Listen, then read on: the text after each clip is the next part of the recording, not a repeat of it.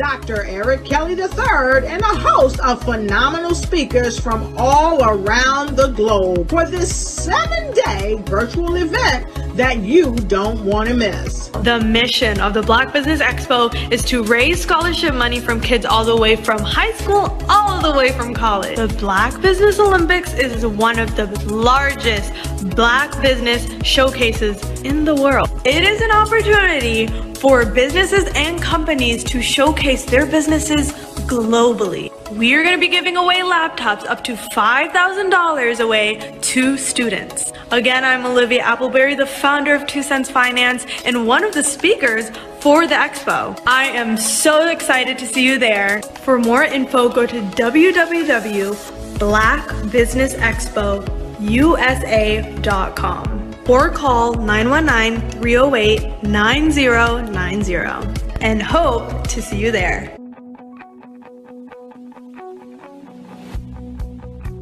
I am Black Business. From the moment I wake until the time I sleep. Yes, I am Black Business. I am Black Business. Tell me, are you Black Business? I am Black Business. Do you support Black businesses? Listen, I support Black business because I am Black Business. Black Business Expo, one of the largest business showcases in the history of Black business in the world. The world! Sign up today at www.blackbusinessexpousa.com or call 919-308-9090. I am Black Business. I am Black Business. From the moment I wake until the time I sleep, I am Black Business. I am Black Business. Are you Black Business?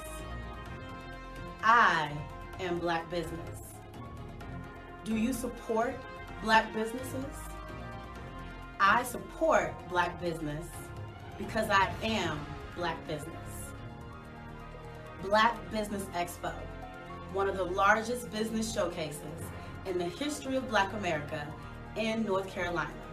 Sign up today at www.blackbusinessexpousa.com or call 919-380-9090. I am Black Business. I am Black Business. From the moment I wake until the time I sleep, I am Black Business. I am Black Business. Are you Black Business? I am Black Business. Do you support Black businesses? I support Black business because I am Black Business. Black Business Expo, one of the largest business showcases in the history of Black America in North Carolina. Sign up today at www.blackbusinessexpousa.com or call 919-380-9090. I am Black Business. I am Black Business. From the moment I wake until the time I sleep, I am Black business. I am Black business. Are you Black business? I am Black business. Do you support Black businesses? I support Black business because I am Black business. Black Business Expo, one of the largest business showcases in the history of Black America in North Carolina. Sign up today at www.blackbusinessexpousa.com or call 919-380-9090. I am Black business. I am Black business.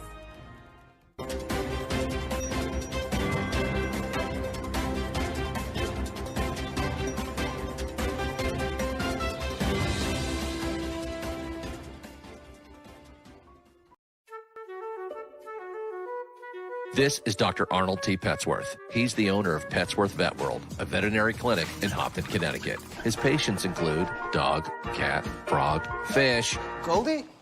dog, and this alpaca. Due to doctor-patient confidentiality, we can't tell you their names. Business at Vet World was steady, and then quarantine hit. Neighbors brought new four-legged friends into their homes. Bunnies. Bunnies everywhere. Dr. Petsworth welcomed these new patients with open arms. The only problem? There were more appointments than he could manage.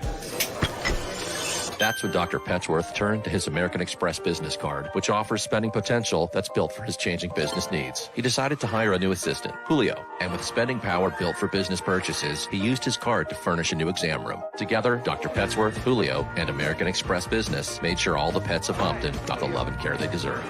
And everyone was happy. Get the card built for business by American Express.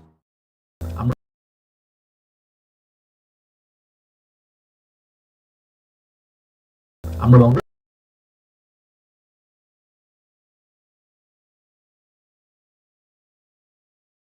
Hello, I'm Dr. Eric Kelly III, the visionary strategist and founder of the Black Business Olympics. I invite you to showcase your Black-owned businesses on the Black Business Network global stage. The Black Business Olympics is a global Black Business Network platform that propels Black-owned businesses into the international spotlight. By showcasing your business on the Black Business Olympics platforms, you can reach a worldwide audience of potential customers, partners, and investors. You can also establish yourself as a thought leader and expert in your field, attract lucrative partnerships, and more speaking engagements. In addition, the Black Business Olympics platform provides a valuable opportunity to connect and collaborate with like-minded entrepreneurs and business professionals from around the world. This can lead to new business opportunities, ideas, and relationships. Finally, by sharing your story and expertise on the Black Business Olympics platform, you can inspire and empower others. This is a powerful way to make a positive impact on the world and leave a lasting legacy. If you are a Black-owned business owner, I encourage you to seize the opportunity to showcase your business on the Black Business Olympics platform. It is a once-in-a-lifetime opportunity to make an indelible mark on the world. Be one of the 1,000 visionary entrepreneurs who are changing students' lives, shaping industries, and leaving an unforgettable legacy for their families. Unleash your voice on our global stage and watch your business thrive. Black Business Olympics is one of the largest Black business showcases in the history of Black business in the world. Yes, the entire world. Just give me a call today at 919-308-9090.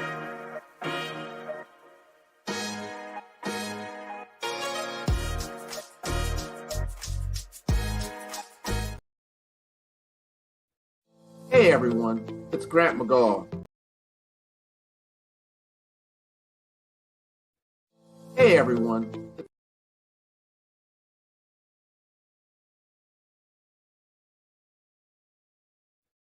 Hey everyone, it's Grant McGaw, CEO CEO of 5 Star BDM and host of the award-winning Follow the Brand podcast and TV series, where I help you to build a 5-star brand that people will follow.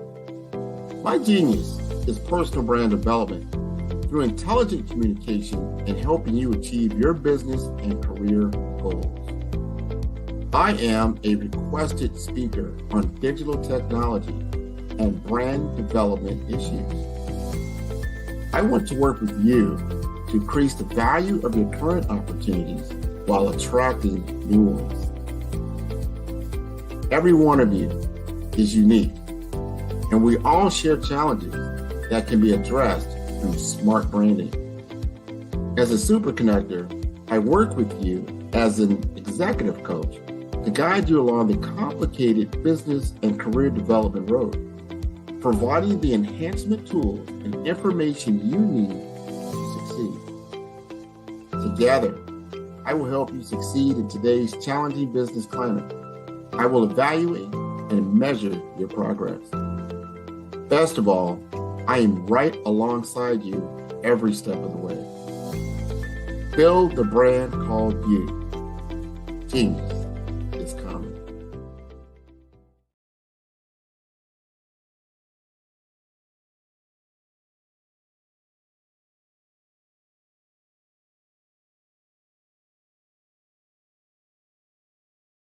Phenomenal Tanya T. Wise, who is here from the great state of Maryland. Tanya, welcome and thank you for being with us today. Can you indulge our audience a little bit and tell them just a little bit more about who you are and what it is that you do? Well, I love being able to talk to people and have a magnetic attitude, being able to just show them. So I always like to say, level up is Coach at Tanya T. Wise here.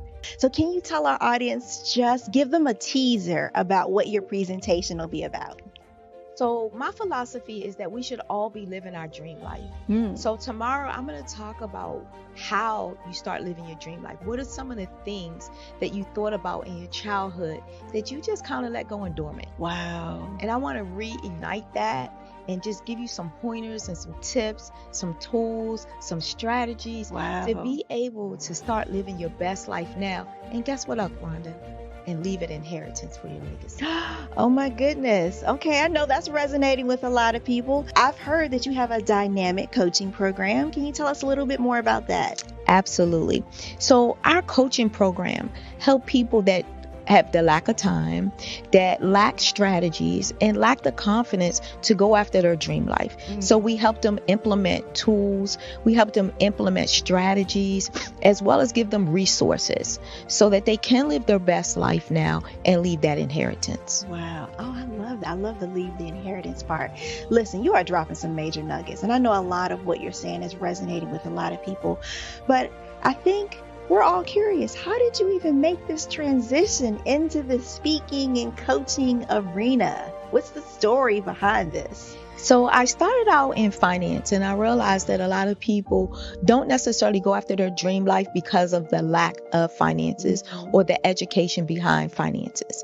But it wasn't until I lost my firstborn, my only son, that life changed for me. And where I was going after it all, living the corporate life, hit my 6-figure income and living in my dream house with my dream man, driving my dream car. I nearly lost it all when I lost my son. And so I realized it only takes one financial catastrophe that can change your entire life. That's what made me start All New Beginnings. Because no matter what's going on in life, there's a new beginning. And because of that, we develop a program called Wise Minded. My little slogan is, don't just dream it, let's live it. If they want to connect with you or work with you, what is the best ways for them to be able to do that? Well, for my social media guru, you can connect with me on every single social media platform as Tanya T. Wise.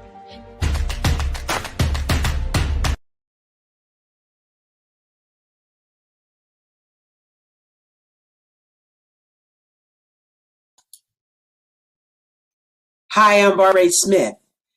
Genius is common. My genius is executive coaching and professional corporate training. As the master executive coach and corporate training ambassador for the Genius is Common movement, I help business owners craft their stories in such a way that you know exactly what they do, what they have, and what they bring to the table. Many times as business owners, we are asked, so what do you do for a living? And we could be crushing in our businesses, but we're not quite sure exactly what to say in a short amount of time. Well, I help you take those stories that are the reason why you're in business and why you're so passionate about your business and craft them in such a way that people are drawn to you as opposed to being repelled by you. Because every conversation, every time you talk to someone about your business, you are excited about it. But are you really conveying what you do, what you have, and what you bring to the table? And do really people understand why you care so much and why they should care that you have the solution to their problem? Well, I'm here to help you with that. As a master storyteller, I can help you with your stories and spin them in such a way that they are intriguing and fascinating. People want to listen to you talk about your business. That's why at the Genius is Common movement, I am the master executive coach and professional training ambassador. That's my genius. And genius, oh yeah, it's common. I was born in a little village on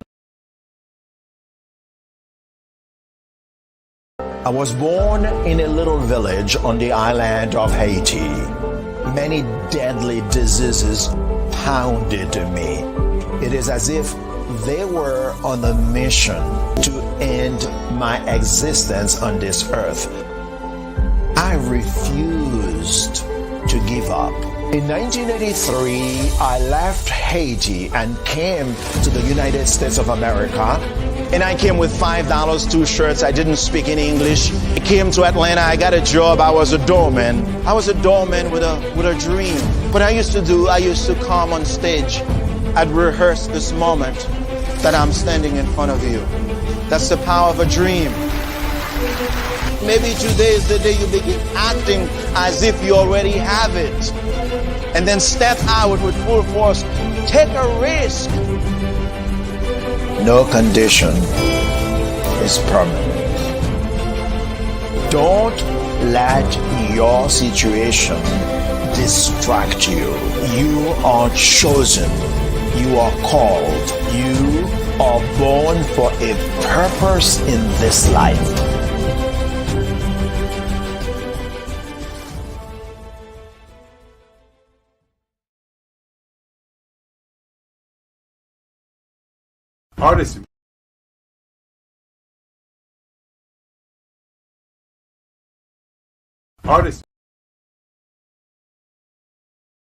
Artist to me is a creative expression of something from nothing. You know, it explodes onto the canvas, or it explodes on in my work. One of the things that I try to do more than anything is I try to just give the lines and the movements and emotions and expressions into what I do. Art really means to me a chance to express how I feel deep down inside. Most of my art begins as a thought that I might have, you know, whether it's sports, whether it's history, whether it's a woman or a man. It pretty much starts as an idea of thought before I get into the actual image of what I'm going to draw. I do a lot of historical pieces. I was a history minor in college, and I love to do history pieces. And a lot of times I'm thinking about history, and then I try to make that history impact you as you look at it. That's one of the reasons I do pictures so large. People ask me, why do I do the pictures so big? And I tell them, I want the piece to impact them as they're looking at it. To kind of dominate them, dominate their space. And most of my pieces I try to do off page. I don't try to do anything that's going to be in those four corners, or in a square. And I want your imagination to be a part of the piece that you're looking at.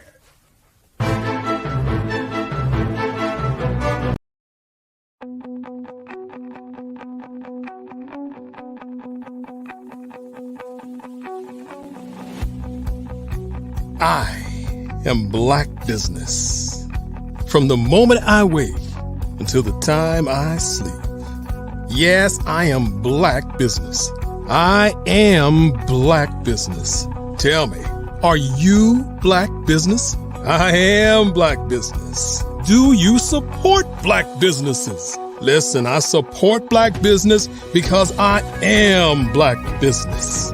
Black Business Expo, one of the largest business showcases in the history of Black business in the world. The world. Sign up today at www.blackbusinessexpousa.com or call 919-308-9090. I am Black business.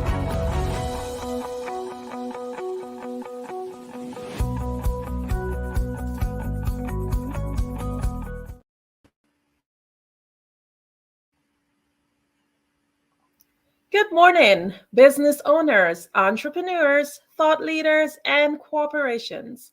Welcome to the Black Business Network. My name is Andrea Adams.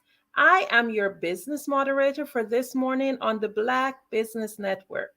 The Black Business Network is a 24-hour business network showcasing Black businesses, business owners, entrepreneurs, and thought leaders worldwide. We have speakers from North Carolina, London, Singapore, Africa, Japan, and cities all over the United States. The Black Business Network is a global community sharing its business knowledge to empower, inspire, and educate businesses about business. Our first speaker for this morning is Dr. Michelle Boone Thornton. Dr. Thornton has championed education from kindergarten through college, following her parents' footsteps, who were both educators, City of Newport News father, and Virginia State School of the Deaf and Blind mother.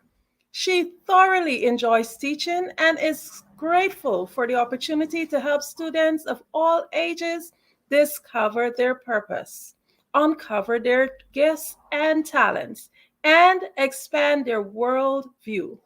Dr. Boone Thornton believes that learning is a reciprocal process that creates a natural, interactive exchange of ideas, visions, and creativity.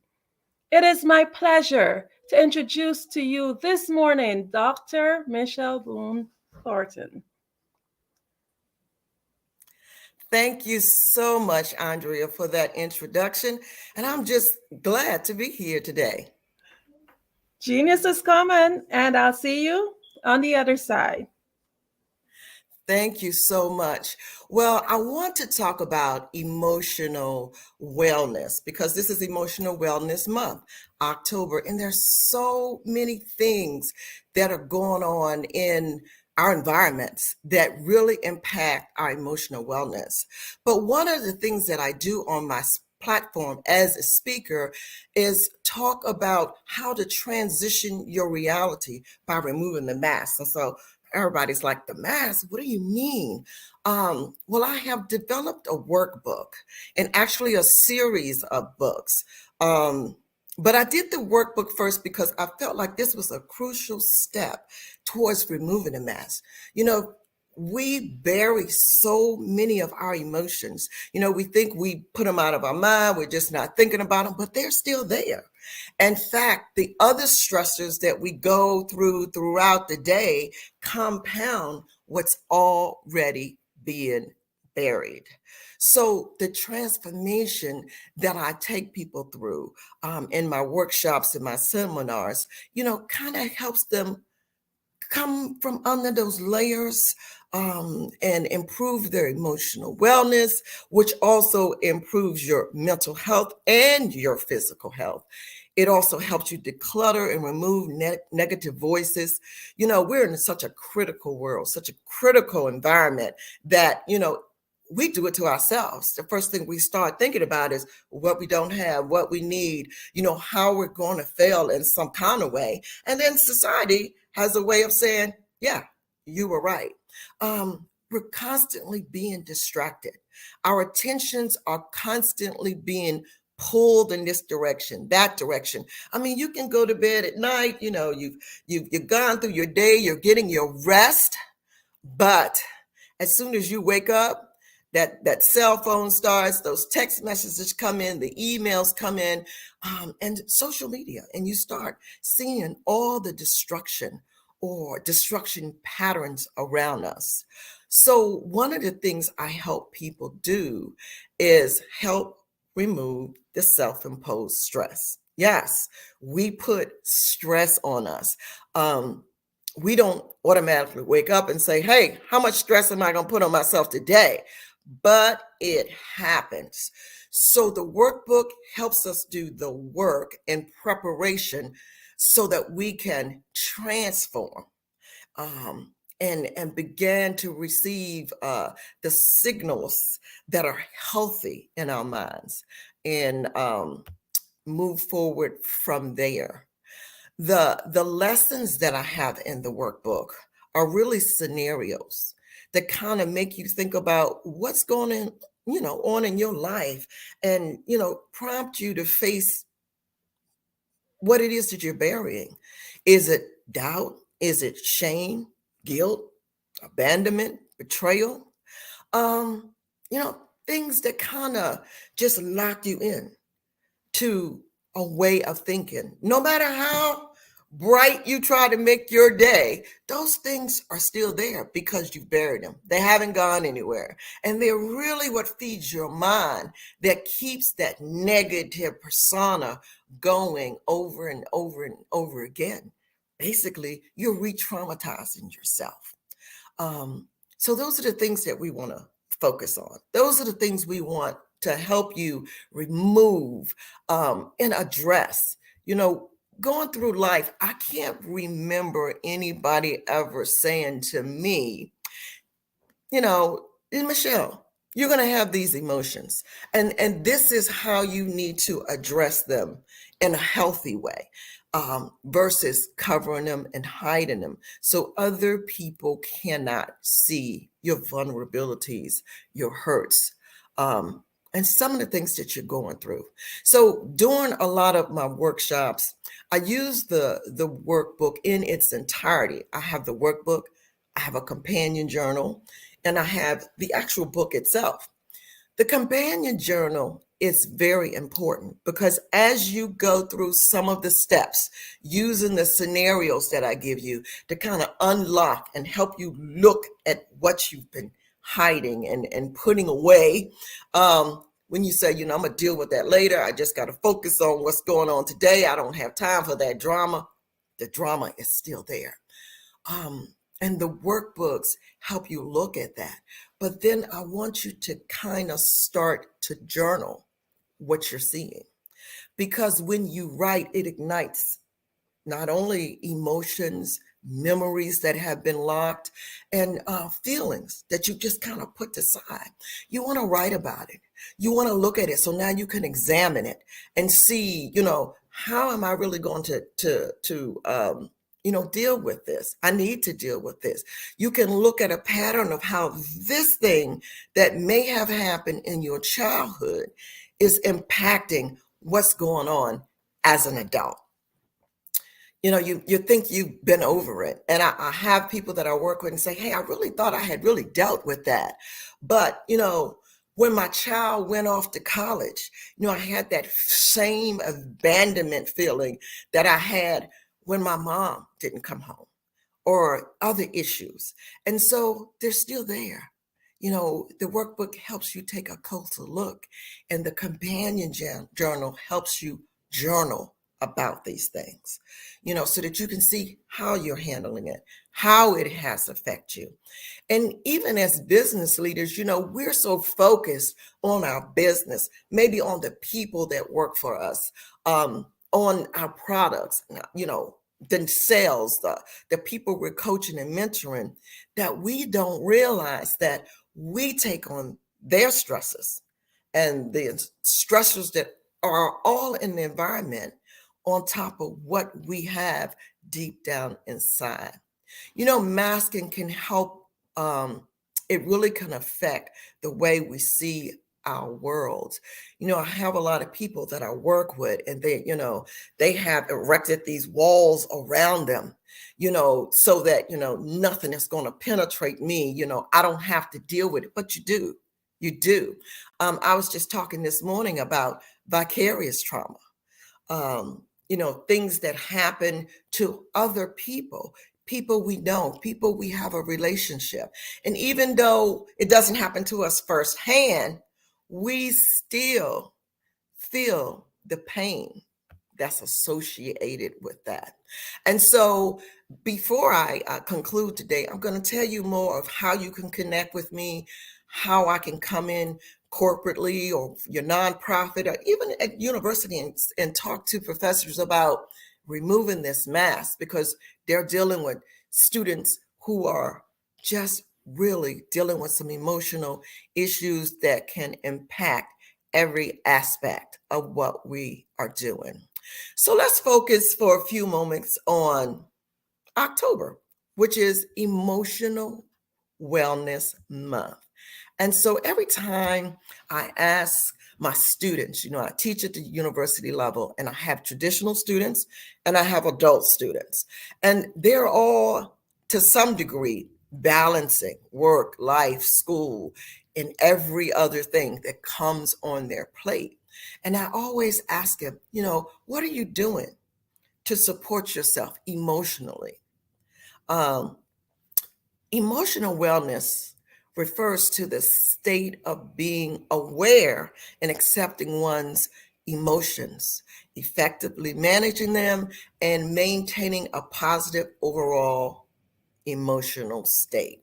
Okay. It involves understanding and expressing emotions in a healthy and constructive manner, as well as developing resilience to cope with all of life's challenges. And I now have people that'll say, well, I handle my emotions. I don't let them get the best of me. That doesn't mean that you're handling them. Oftentimes you can be burying them or masking them. And so I'm going to talk just a little bit about what that looks like overall for our physical health and symptoms. But in essence, emotional wellness has a profound effect on our overall health. When we start thinking about health, we start thinking about things like eating right and exercising and changing our diet and doing more of this and doing more of that. But a lot of our health conditions stem from an emotional perspective. Those who have attended my workshops will tell me, how they just get stressed out, meaning they're dealing with multiple stressors, and it's affecting their physical reaction. Their immune systems are weakened, and just they have an overall decrease in energy. When people get stressed, one of the things I ask people, how do you know you're stressed? They'll say, well, it's like I get sick. I everything that comes out, I catch it. The flu, COVID, everything. My immune system just seems really, really low, and I take all these vitamins and it still doesn't work. Well, factors that impact emotional wellness, of course, the stress, high levels of stress, it can really work on you. So what we really want to do is manage it and maintain that emotional balance. When did you know your emotions are out of balance? We'll talk about that. Relationships. The quality of our relationships, both personal and professional, can greatly be influenced by our emotional well-being. Positive and supportive relationships contribute to that emotional well-being, while toxic and strained relationships can have a detrimental effect. Well, the truth of the matter is we live in a world where we're going to have all sorts of relationships, okay? But we have to balance it, and we can manage it through removing self-imposed stress, where those toxic relationships are not out of line with healthy ones. Life events. Significant life events, and the loss of a loved one, the loss of a job, major transitions, moving, relocating, they can all affect your emotional well-being. And so it's important that you acknowledge it, and you acknowledge those events and find a healthy way to deal with them. Again, our physical health, chronic pain, chronic illnesses, physical limitations, our mood is just kind of all over the way, all over the place. I met with someone who is, kind of part of my team, and they are normally like really easygoing, nothing really kind of gets to them. And, we were talking about certain things that were happening at the university, and they were just really like, well, there's nothing I can do about it. And I'm like, okay, but this was really out of character for them.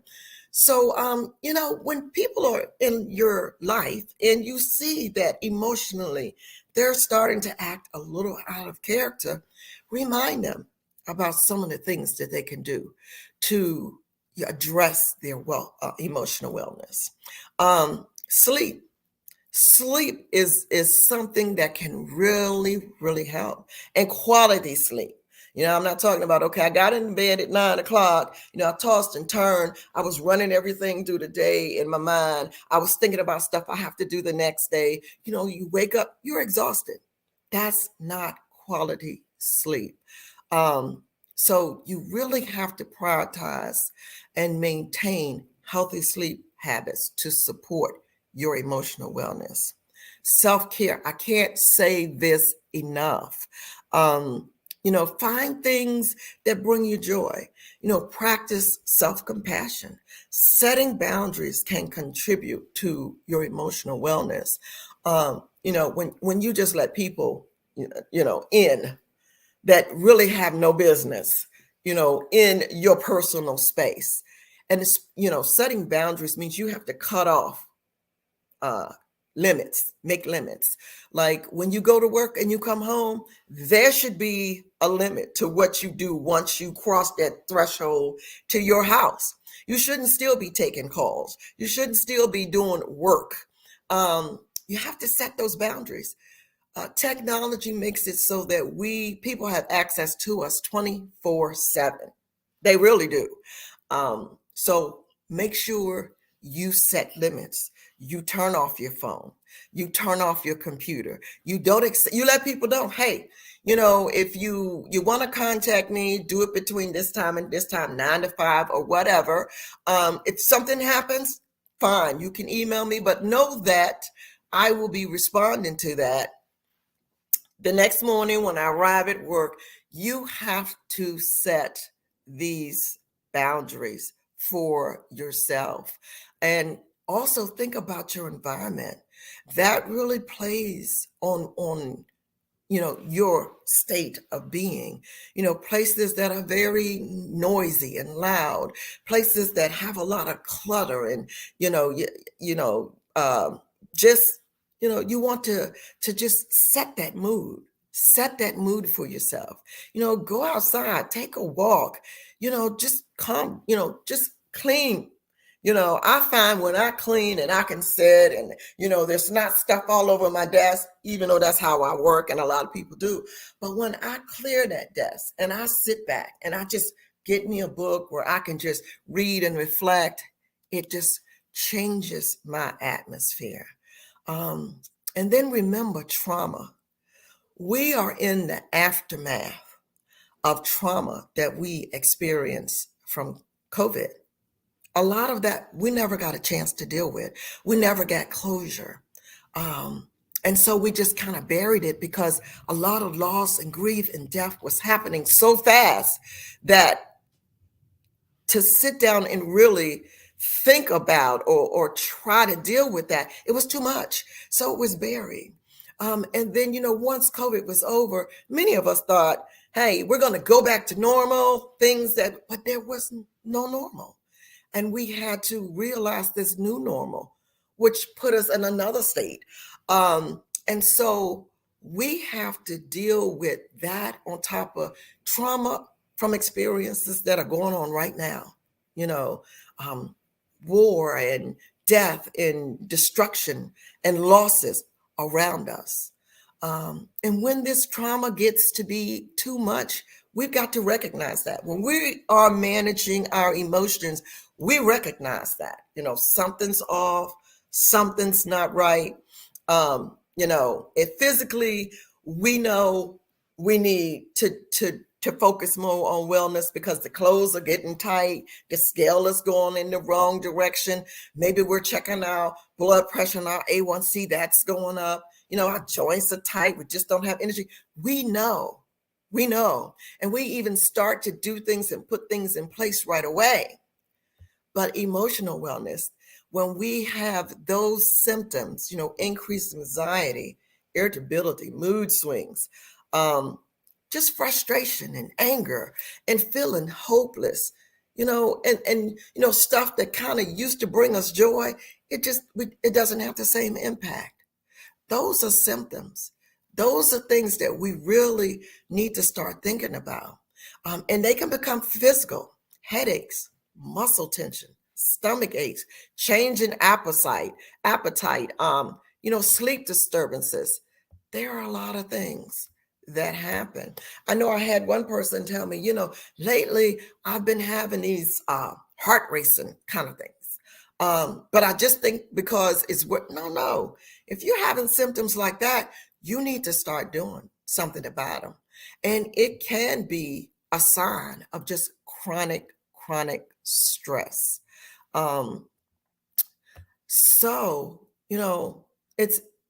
We got to do something. We got to make some changes.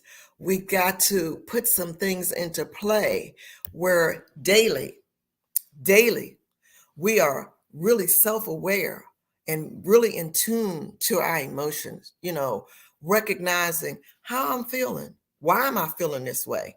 Recognizing any changes in our own behavior, trying to start to regulate these emotions by creating healthy coping mechanisms. And we'll talk about some coping mechanisms, emotional wellness, recognizing emotions in ourselves and in others. And so what I want to do is start talking about, some of the things that we can do. I talked about coping skills, it's a way to say, I feel this. What am I going to do to release this tension? What am I going to do? I can't just ignore it. I can do some deep breathing exercises, mindfulness, meditation that clears that clutter, that clears those racing thoughts. It calms them. Think about some of the things you can do. I always have people journal, because I realized in journaling myself that some of the things I didn't even know was a pattern. I journaled about it this day. I journaled about it, kind of crept up in what I wrote this day. Something's going on. Start looking at your boundaries. Am I putting boundaries up? Professional boundaries, my personal boundaries. Are people crossing them? And how can I kind of block those things? Think about your body rhythm. Is your body out of rhythm? And you'll start having some physical things, sleep patterns, digestion, metabolism, all of that. Look at your body rhythms. It really plays a lot into emotional wellness. Again, turn your phone off, set limits on that. Turn your computer off, set limits on that. Delegate. Don't try to do it all. You can, but it's easier with a team.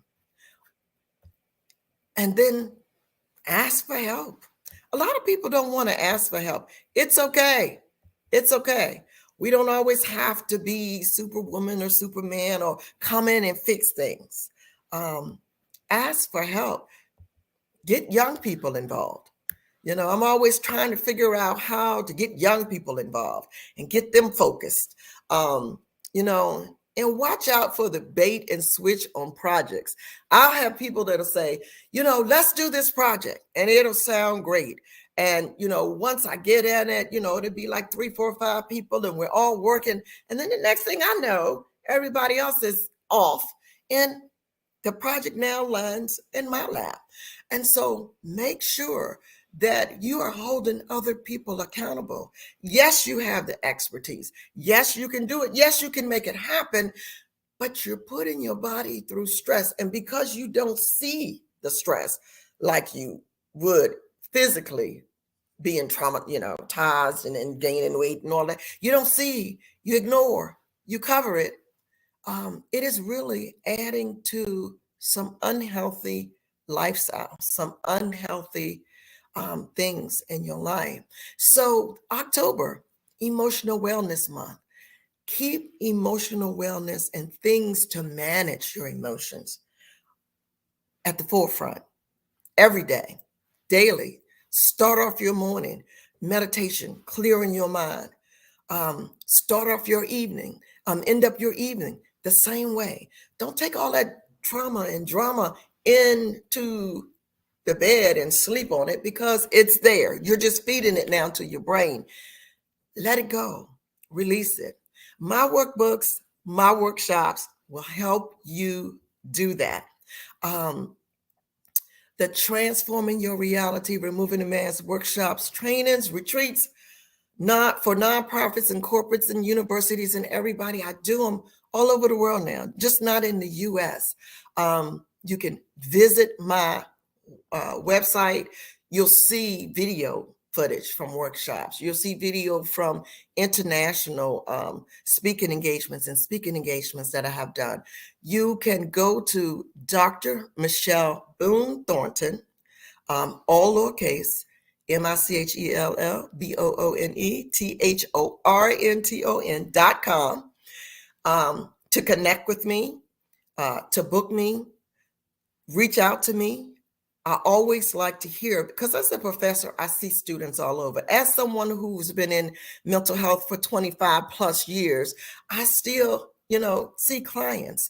I've just did a grant for working with youth in my area. So I still work in the field of mental health. I share inspirational messages on LinkedIn, and you can connect with me there. I show up as the Unmasking Guru. And most importantly, the tools that I use. You can order my workbook, my companion journal off of Amazon. And I am coming out in October with the, guide to discovering your authentic self. This month, you'll see more about it. We will launch that book at the Global Chamber Transformational Writing Conference in Puerto Rico, December 7th through the 10th. And so for more information there, you can go to the transformationalwritersconference.com and find out more about that. But I have just totally enjoyed being here talking to you today. And I want you to really put your emotional health and wellness first. Make it a priority. I know people who they tell me, Dr. Boone Thornton, I walk every day. I exercise every day. I really try to eat right. Maybe not all 3 meals, but I really try to eat right. But I want you, from the emotional standpoint, to start using some of your coping skills. Remove some self-imposed stress that's just caused by society and technology in general.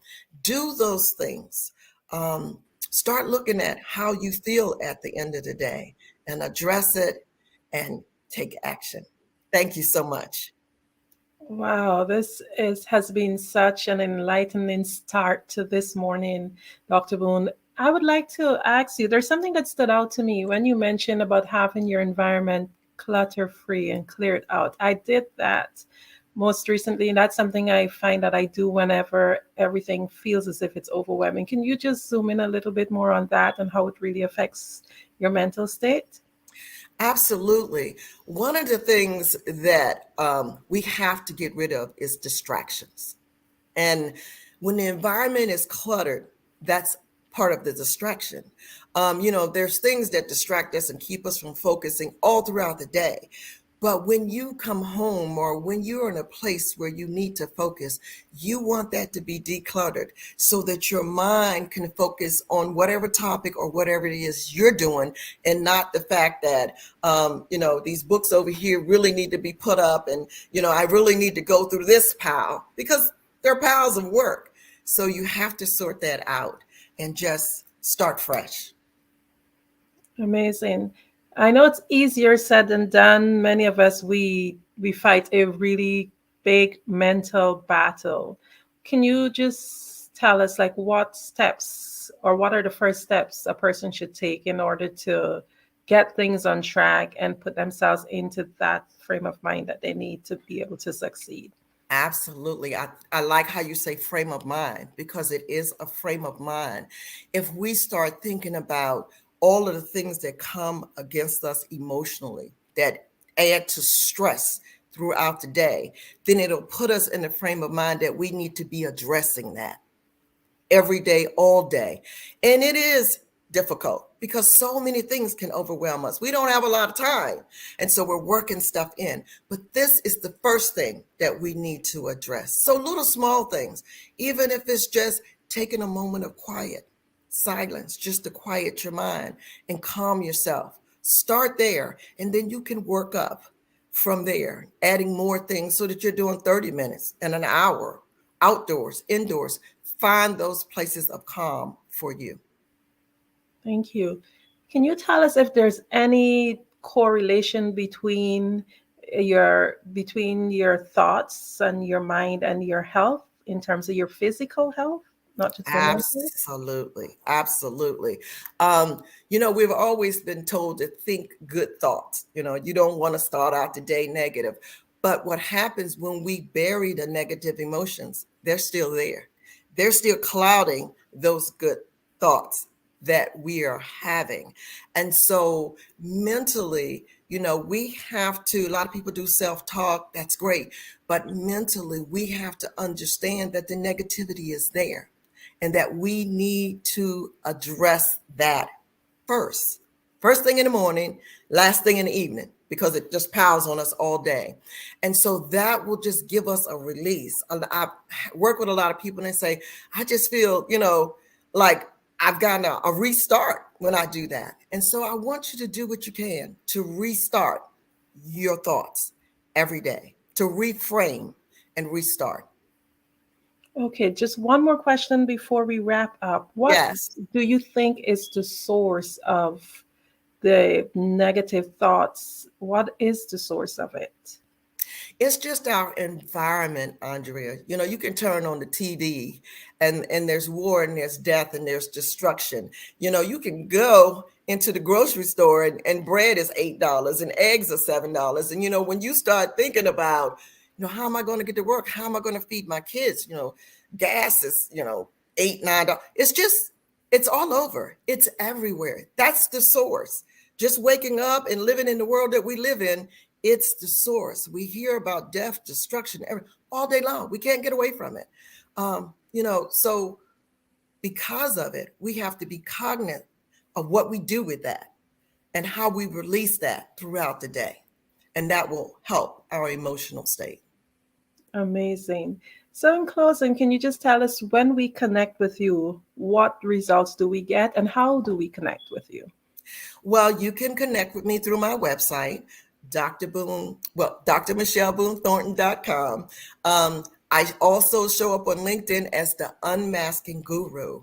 And when you connect with me, I will, especially if I'm doing a workshop or a training, I use my tools, my workbook, my companion book, and my actual authentic book to help you become that person, to help you look under the mask at everything that you have been masking, emotions, hurts, harms, everything, and to deal with that and to unmask. And so, the sooner we start doing it, the better, because there's just so much going on in our environments every day that we cannot continue the way that we are, taking in the level of stress and pressure that we're presently working under. Thank you so much for embracing us with this great start, this great information. You are welcome. Genius is coming, and I'll see you on the other side.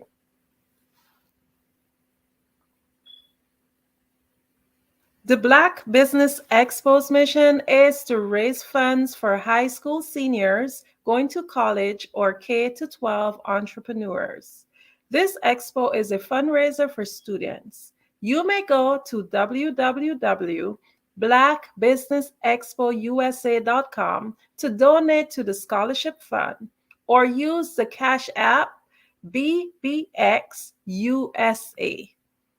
Our goal is to give laptops and up to $5,000 to 10 students.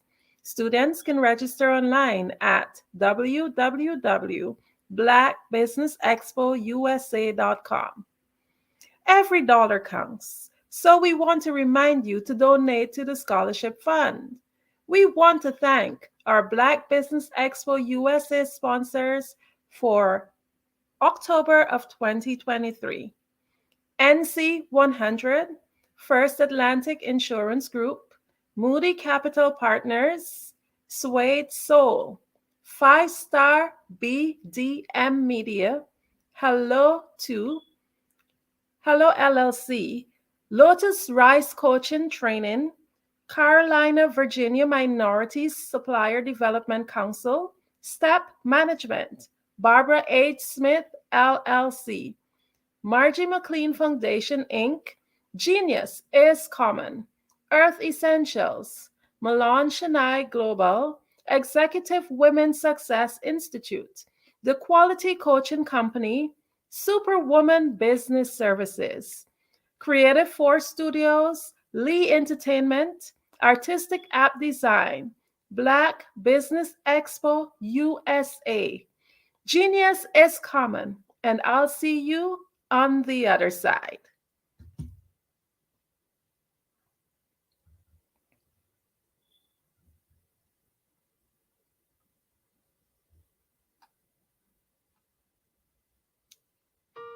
Hello, this is Israel, and I am CEO of Daydreams Interactive and author of Princess Planet. So, genius is common, and as a kid, I loved to daydream. Even as an adult, I loved to daydream. And when my daughter became 6 and loved princess characters, but we just could not find the diversity that showed her, we created our own characters. So, for instance, you have Princess Nulu right here. Princess Nulu is from Uganda, and her genius is that she loves to take care of animals. She can actually even listen and hear what they say. And then we have Princess Isabella right here. Princess Isabella, she's from Cuba, and her genius is biochemistry. One day she hopes to eliminate disease. Then we have Princess Nia right here, and Princess Nia is based off of my daughter, and she is what she wants to be, the greatest dancer alive. So that's her genius. So what's your genius? My genius is my imagination. Genius is common.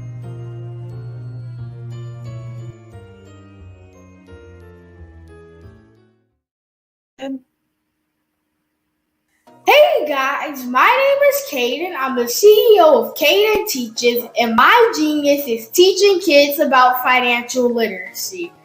Throughout my financial products, such as my financial flashcards, my activity book, and my newest project, my financial bus, which I bought. And on the bus, it has a mock bank where kids will learn how to deposit and withdraw money, a mock grocery store where kids will be able to learn how to have a family budget, and a mock stock exchange where kids will even be able to learn how to invest in stocks. Now, I decided to start teaching kids about financial literacy because I find that most kids graduate high school without even knowing the basics about financial literacy. And I feel if I were to teach kids about financial literacy, that I would be able to help kids tap into their genius. And I actually learned about financial literacy to my dad because I would go to business meetings with him, and I would always see that they were talking about financial literacy. And at that point, I didn't understand what financial literacy was. So I took it upon myself to learn about financial literacy and teach it to kids in a way that they could understand. But I want you guys to help me help kids tap into their genius by going to my website, cadenteaches.com, and you can sew into me in my financial bust by going to my GoFundMe link. And remember, if Caden can, you can too. Because genius is common.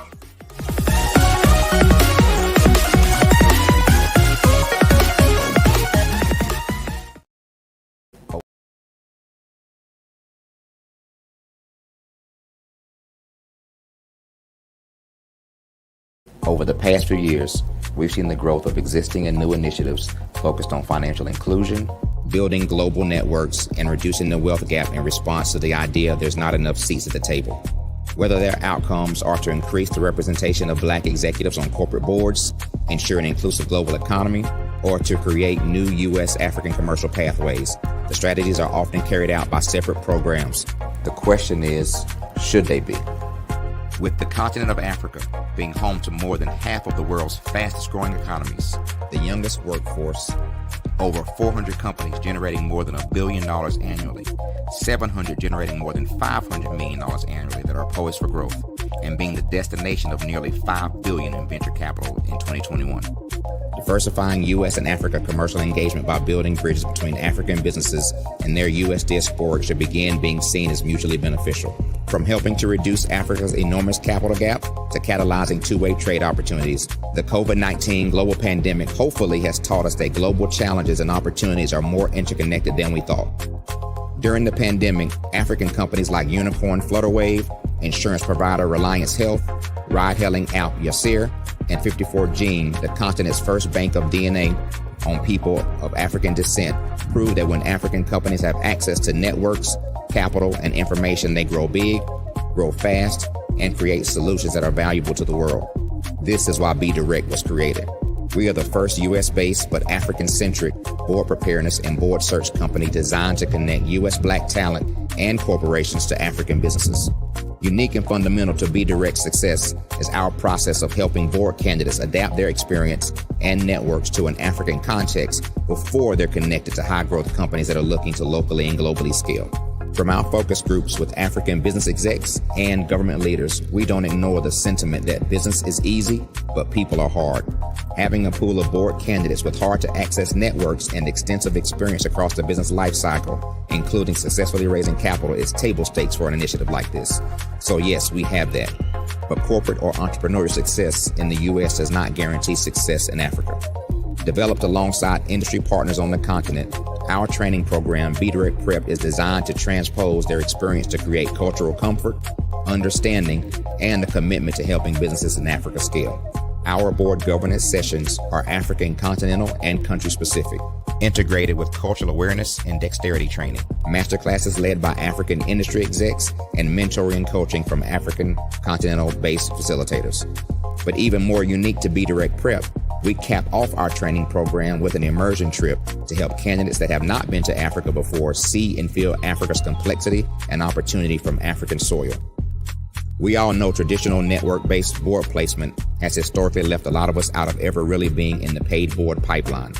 Our strategy supports the work of many great organizations that are successfully filling seats at U.S. board tables by creating more tables for those that are still left on the sideline. It's time to start seeing the role and value of U.S. Black talent and businesses on the continent of Africa differently.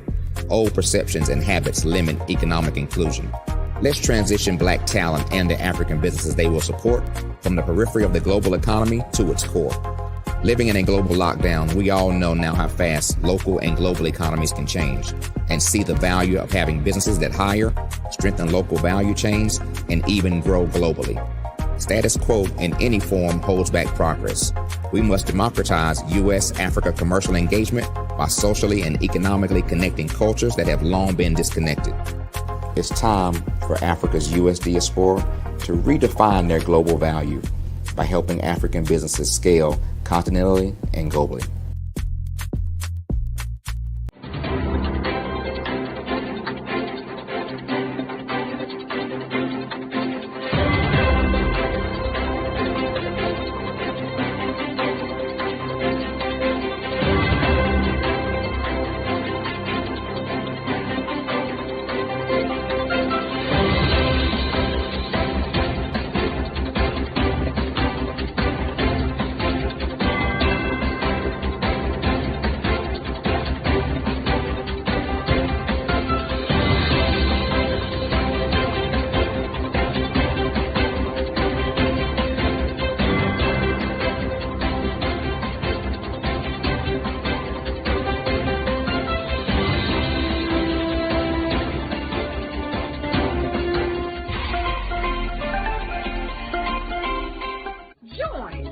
Dr. Eric Kelly III and a host of phenomenal speakers from all around the globe for this 7-day virtual event that you don't want to miss.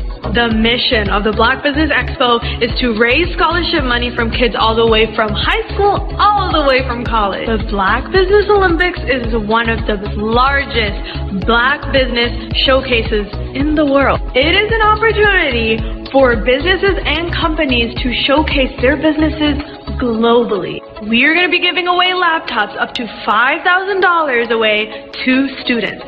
Again, I'm Olivia Appleberry, the founder of 2 Cents Finance and one of the speakers for the expo. I am so excited to see you there. For more info, go to www.blackbusinessexpousa.com or call 919-308-9090 and hope to see you there. I am Black business. From the moment I wake until the time I sleep. Yes, I am Black business. I am Black business. Tell me, are you Black business? I am Black business. Do you support Black businesses? Listen, I support Black business because I am Black business. Black Business Expo, one of the largest business showcases in the history of Black business in the world. The world! Sign up today at www.blackbusinessexpousa.com or call 919-308-9090. I am Black business. I am Black business. From the moment I wake until the time I sleep, I am Black business. I am Black business. Are you Black business? I am Black business. Do you support Black businesses? I support Black business because I am Black business. Black Business Expo, one of the largest business showcases in the history of Black America in North Carolina. Join Dr. Eric Kelly III and a host of phenomenal speakers from all around the globe for this 7-day virtual event that you don't want to miss. The mission of the Black Business Expo is to raise scholarship money from kids all the way from high school all the way from college. The Black Business Olympics is one of the largest Black business showcases in the world. It is an opportunity for businesses and companies to showcase their businesses globally. We are going to be giving away laptops up to $5,000 away to students. Again, I'm Olivia Appleberry, the founder of 2 Cents Finance and one of the speakers for the expo. I am so excited to see you there. For more info, go to www.blackbusinessexpousa.com or call 919-308-9090 and hope to see you there. I am Black business. From the moment I wake until the time I sleep. Yes, I am Black business. I am Black business. Tell me, are you Black business? I am Black business. Do you support Black businesses? Listen, I support Black business because I am Black business. Black Business Expo, one of the largest business showcases in the history of Black business in the world.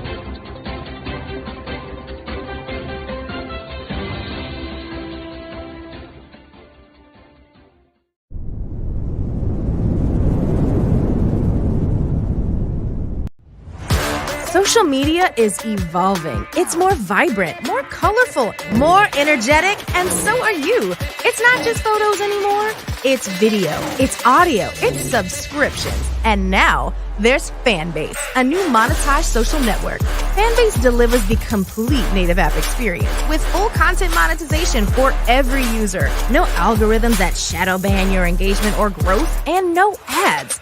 Follow anyone for free and subscribe directly to your favorite creators for $4.99 a month. Plus, show some love by tipping on any post. Also, make a Fanbase page and monetize your content the same way. Finally, connect with your followers by posting the amazing content you already create. And now, get paid for it. It's time to energize and monetize, because everyone's a fan of something and everyone has a fan base.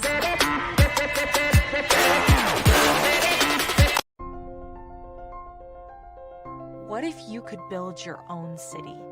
A place where every child can find nurturing people to help them achieve their full potential. A place where every adult can access job training support. Where health education is abundant. Where social justice ruled the land. A place without limitations. Welcome. You have arrived at STEM City, USA. It is what every city should be.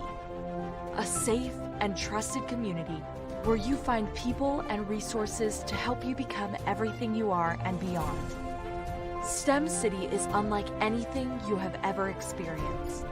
It is a digital twin of the world around you, only better. STEM City is about energy and soul renewal.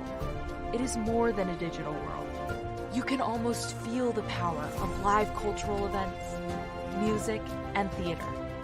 STEM City promises a better future for children with caring mentors and hands-on activities with dedicated tutors to support our youth. STEM City is your passport to a healthy lifestyle with weekly events addressing our community's many issues. STEM City is your financial well-being with helpful information on wealth management, career advancement, job training, and so much more. STEM City is the community you deserve.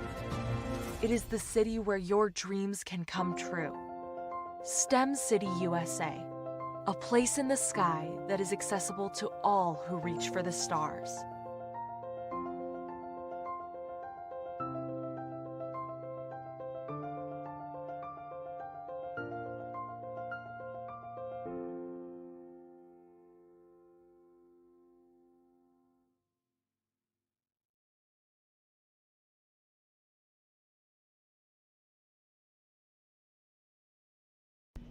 Why do I do what I do?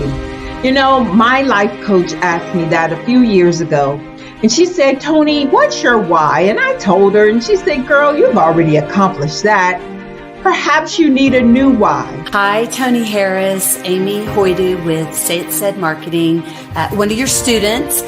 And just wanted to say thank you, Tony Harris, for spending so much time with me and giving me that boost in my business that I so drastically needed.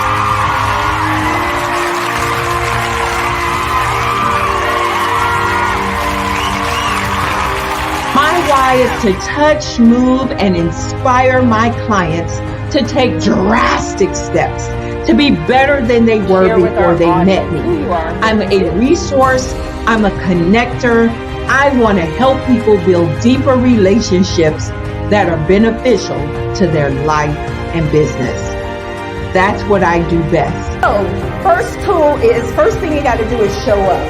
And speaking is a way to magnetically attract your ideal client to you. How many of you use social media that way? Absolutely, and this is how you look to the world. Drastic steps are the steps that are needed to be successful. And my business is drastic denotes a mindset. Getting out of your comfort zone. Doing something that you don't necessarily feel comfortable doing, want to do, but you know it's a necessary step to be successful in your business. I get the most satisfaction when I see my connections flourishing into relationships long after I am gone. Hi, my name is Jasmine Augustine with Media Jasmine, and I've joined several networking and referral groups in the area. And Network in Action Northeast Houston with Tony Harris Taylor is one of the best organizations that I've joined. I love that piece of what I do, and it is what fuels my fire.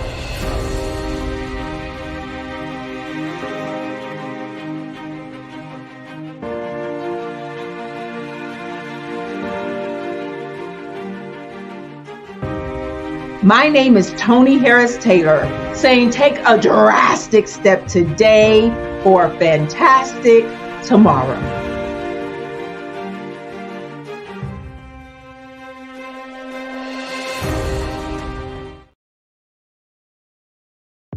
The Black Business Network and Black Business Olympics are essential platforms for Black business owners globally.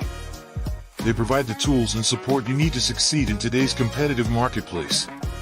Join us today as we collaborate together with businesses from around the world to support our children, students, and young future entrepreneurs, Black businesses and corporations. We raise funds for students going to college and young entrepreneurs who are aspiring to be business owners, and we invite you to be a contributor today. Visit the website www.blackbusinessexpousa.com to connect with and learn more about how the Black Business Network and Black Business Olympics can help you not only share your amazing business story to businesses, but also serve future generations. Hello, my name is David Jones, CEO and co-founder of the Hello LLC, where we help businesses build a culture, brand and experience, and leverage technology to pivot into Web3. Join the Black Business Network streaming live into Roku, Metaverse, STEM City, Black Multiverse Enterprises, Hulu, YouTube, iHeartRadio, Apple, Facebook, LinkedIn, Spotify, Twitch, and Google Podcasts. Tune in, turn on, and let's thrive.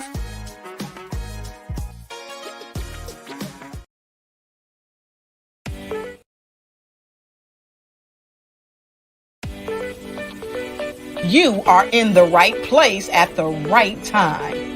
The Black Business Network opens again for its Black Business Olympics, a 24/7 broadcast on business, strategies, global branding, social media marketing, finance, advertisement, and much, much more. Featuring the top, most powerful entrepreneurs and speakers and thought leaders from all around the world as they gather together for this phenomenal event. Join the Black Business Network streaming live into the Metaverse, STEM City, USA, Black Multiverse, Pod TV, Roku, Hulu, iHeartRadio, Apple TV, YouTube, TikTok, Instagram, Google Podcasts, Facebook, LinkedIn, IBM TV, Spotify, and Twitch.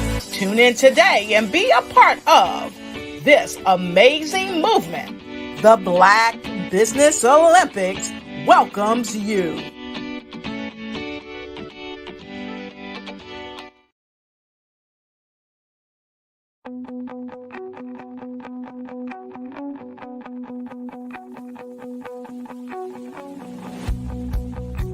I am Black Business.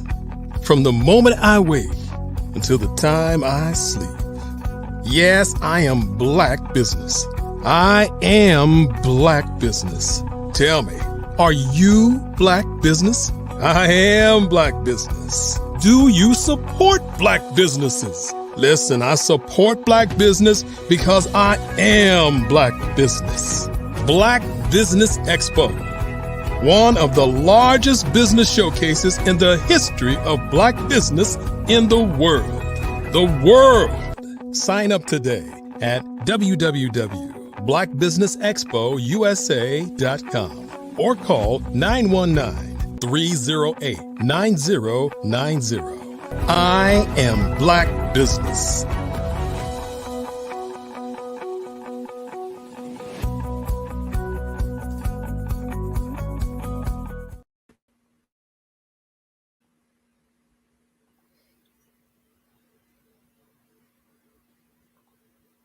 Good morning, business owners, entrepreneurs, thought leaders, and corporations. Welcome to the Black Business Network. My name is Andrea Adams, and I am your business moderator for this morning on the Black Business Network. The Black Business Network is a 24-hour business network showcasing Black businesses, business owners, entrepreneurs, and thought leaders worldwide. We have speakers from North Carolina, London, Singapore, Africa, Japan, and cities all over the United States. The Black Business Network is a global community sharing its business knowledge to empower, inspire, and educate businesses about business. Our next speaker is Robert Chisboro. With over 20 years of experience in marketing and communications, Robert is a passionate and creative leader who drives brand evolution, content innovation, and organizational communication for diverse clients and teams. As the principal solutionist, CEO of Crescendo International, he delivers exceptional communication solutions that combine visual and result-driven approaches with a focus on human capital management and DEI advocacy. Some of his key achievements include revitalizing employee engagement, leading crisis communication, and building cohesive teams across departments and industries. He has a proven track record of increasing customer satisfaction, media coverage, and social media presence for clients such as FleetCor Technologies, Harlan Clark, and many others. He is always eager to learn new skills, explore new challenges, and collaborate with forward-thinking professionals. I present to you Robert Chisboro.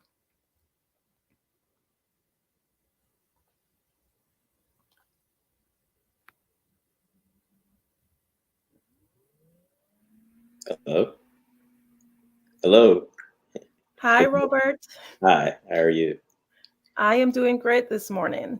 Awesome. I am doing well. Amazing. So we're just delighted to hear from you, to hear about all that you have to offer. So just let's get into it. Can you share with us first a little bit more about yourself? Sure. I call myself Mr. East Coast, born in New York. I grew up in Florida. I have always been a salesman. I'm a creative to the heart. And I'm very analytical in the same instance. So I cross a lot of bridges when it comes to me as a person. Yeah. I try my best to touch everything that I can. That's a great thing. So let's learn a little bit more about your brand.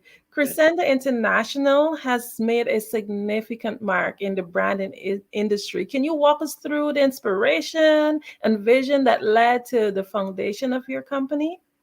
Well, Crescendo has been a merge of a ton of different ideas that and processes that have come to me.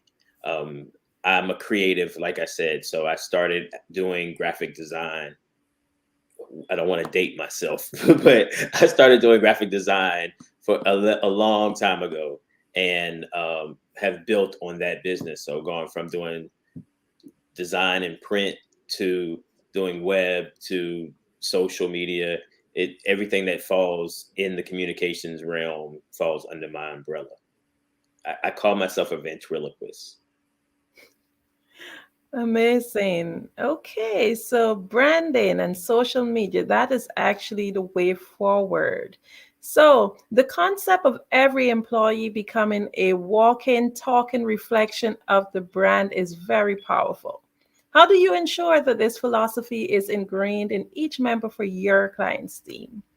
Well, as a whole, you have access to one of the key forms of advertising. It's word of mouth. If the word of mouth that you can semi-control is your employees or your colleagues.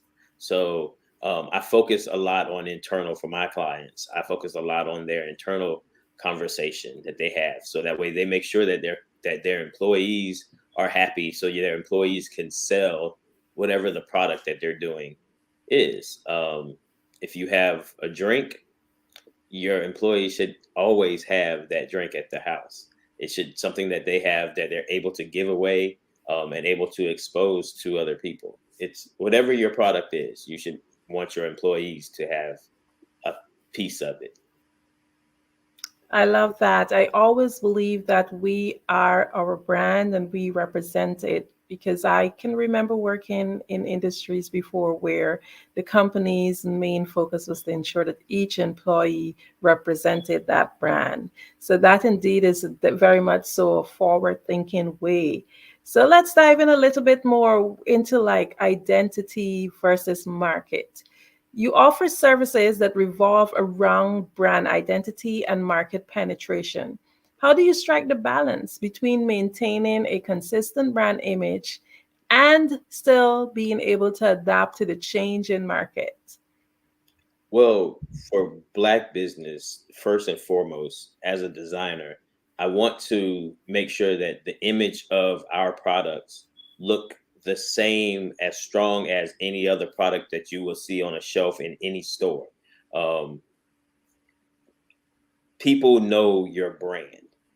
Like, people attach this. You can go anywhere in the world and you see the golden arches, you know what you're expecting. You're expecting McDonald's. You expect the fries to taste exactly the same. You expect the double quarter pounder with cheese to taste just like the one you got at home. And that's what they do.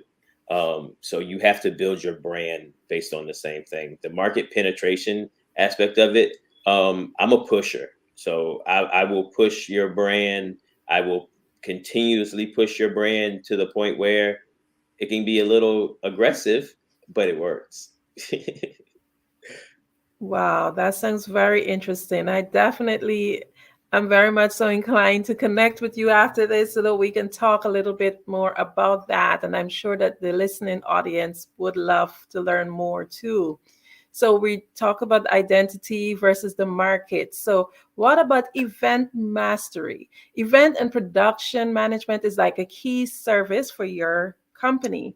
So how do you believe that events such as product launches and contribute to shaping and elevating a brand's perception in the market?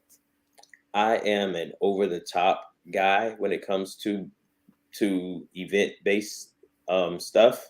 So I want to blow people's mind away. I am very big on counter positioning, where we take your brand and put it somewhere that it's not expected at all, even mixed into something that has no real need to be there. I love doing that because it gets so much exposure, because people pay so much attention. And that's the whole key, is to draw the attention. When you look at a billboard and you're driving down the highway, you have 7 seconds to capture that message. And now you probably don't have that, because we drive a lot faster. So it's quick. You have to penetrate very fast. I'm glad that you mentioned the 7 seconds, because I actually teach youths the art of public speaking, and that one of the things that I teach them is the importance of that first 7 seconds. It is everything. That's what makes or breaks your brand. So we talk about branding and identity, the market, and so forth. But what about digital growth? Because we know that it's not the same as before. Before it was brick and mortar only, but now a lot of stuff is really digital. So the digital realm, especially with platforms like social media, is constantly evolving. How does your company stay ahead, Crescendo? How do they stay ahead of the curve to ensure that its clients have a robust and adaptive digital presence? Well, Crescendo is the peak. So we're going to push all of our people, all of our clients, to explore every aspect of social media. It is today, and you're not going to escape it. You can want whatever, but it's there. So we try our best to make sure that we deliver a solid penetration. You know, it's how we got the Los Angeles Lakers as a client. The owner started following a feed that I did, and then I got a message saying, "Hey, we love what you're doing. We want you to continue to grow, and we want to pay you to do it." Amazing. So, Amazing. Well, that only simply says that you're doing what you're doing well. So you talk about a client and you talk about the clients and how you're able to help them along the way. So from a client's point of view, can you walk us through like the journey with you? Like, do we have a long-term relationship, or is it like a short-term relationship where you just show clients certain things and then you let them loose? Can you give us more detail as to how it works? sure, yeah, I have clients on that full scale, that full spectrum. I have some clients who just need their logo revamped or just want to build a logo because they're starting a new business. And that's what they want, and they're gone. But then most clients, we build a true brand. So we start with the logo, we'll build out social, we'll build out web presence. We are still very big on the paper aspect of it. So from business cards to letterhead, we do that, especially if you're in a more of a corporate space. And then that's really kind of a phase one for my company. And after that, we push our best to continue to build out that true marketing. So we want to make sure that we cover not only your target audience, but the audience that you're missing. We look to try to make sure we spend in the budget to touch as many people as possible. Wow, that's so amazing. So basically, it's like an entire coaching journey when someone signs on with your company. Absolutely, because everything won't work. You know, we're very blessed to be able to say that most of the items, most of the way we go with something works, but everything doesn't. You know, you just have to be able to pivot. You have to be able to find a solution. It's where I kind of dubbed the title solutionist, because that's what I do. I'm going to find a solution. It may not be exactly what you're thinking, but it's going to get you to the finish line. Amazing. So we were talking about digital growth, but we're going to go to growth generally.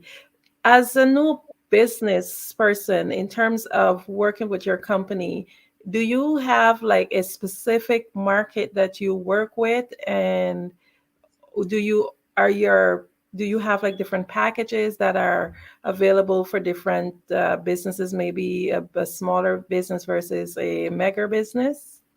I love startup business.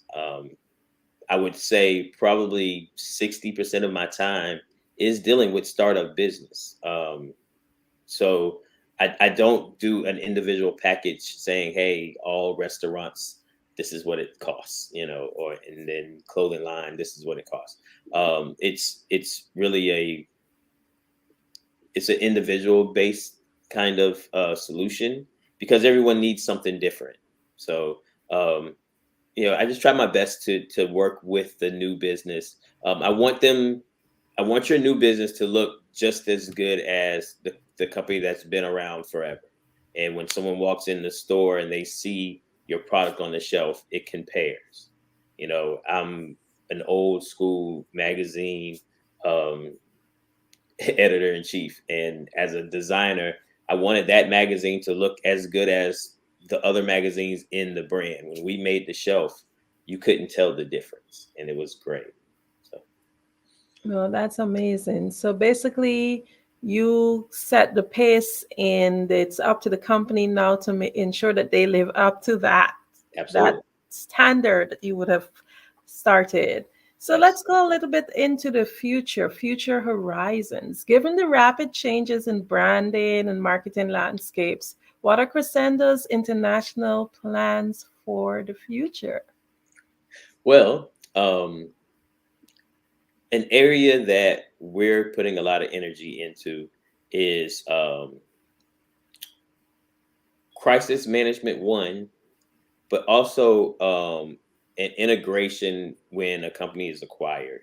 One of my stronger clients grow by acquisition. So we are able to offer a deep dive into their culture and how to merge those cultures together.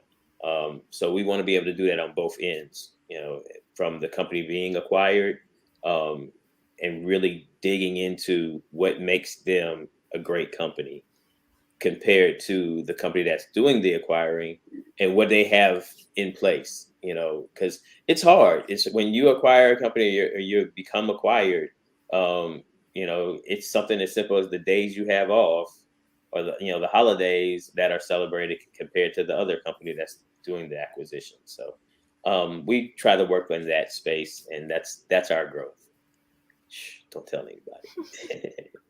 Sounds quite amazing to me. So are there any new services or innovations that we can look forward to? Right now we're doing a lot of translation and subtitling. We're doing a lot of video translation, training videos that I'm translating into, and I keep saying I, but it's actually a we on this element. We're translating stuff into German, Italian. It's 8 different countries that we're doing a translation for right now. So that's the new push, and continue to grow the visual elements we do. I do a strong push for Coca-Cola. So we wrap buildings, the entire external outside of the building. I'm wrapping, or I have wrapped, and will continue to do. And then sometimes when you walk into a gas station, and you see Coca-Cola all over the walls. That's kind of part of what we do as well. So that'll continue to grow, and hopefully it'll continue to expand, because if you have a brick and mortar, it's the presentation. You want to be able to utilize the space that you have for your advertising. Makes sense. Amazing. So could you share with us where you're located? I am in Atlanta, Georgia, and have been here for a good while. So Atlanta. Okay. And can you also share with us where you serve in terms of how far out are your clients? Oh, we're international. We're truly international.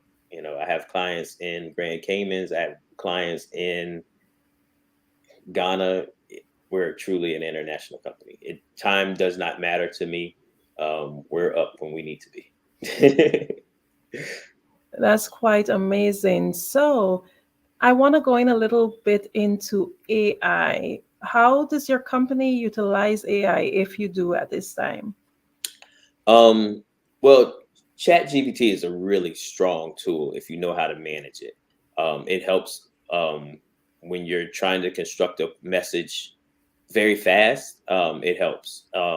But you have to be able to rewrite it. You have to be able to add that human element to it. So it gives you a good base. It's kind of like building a house. It gives you a really good foundation if you want to use it.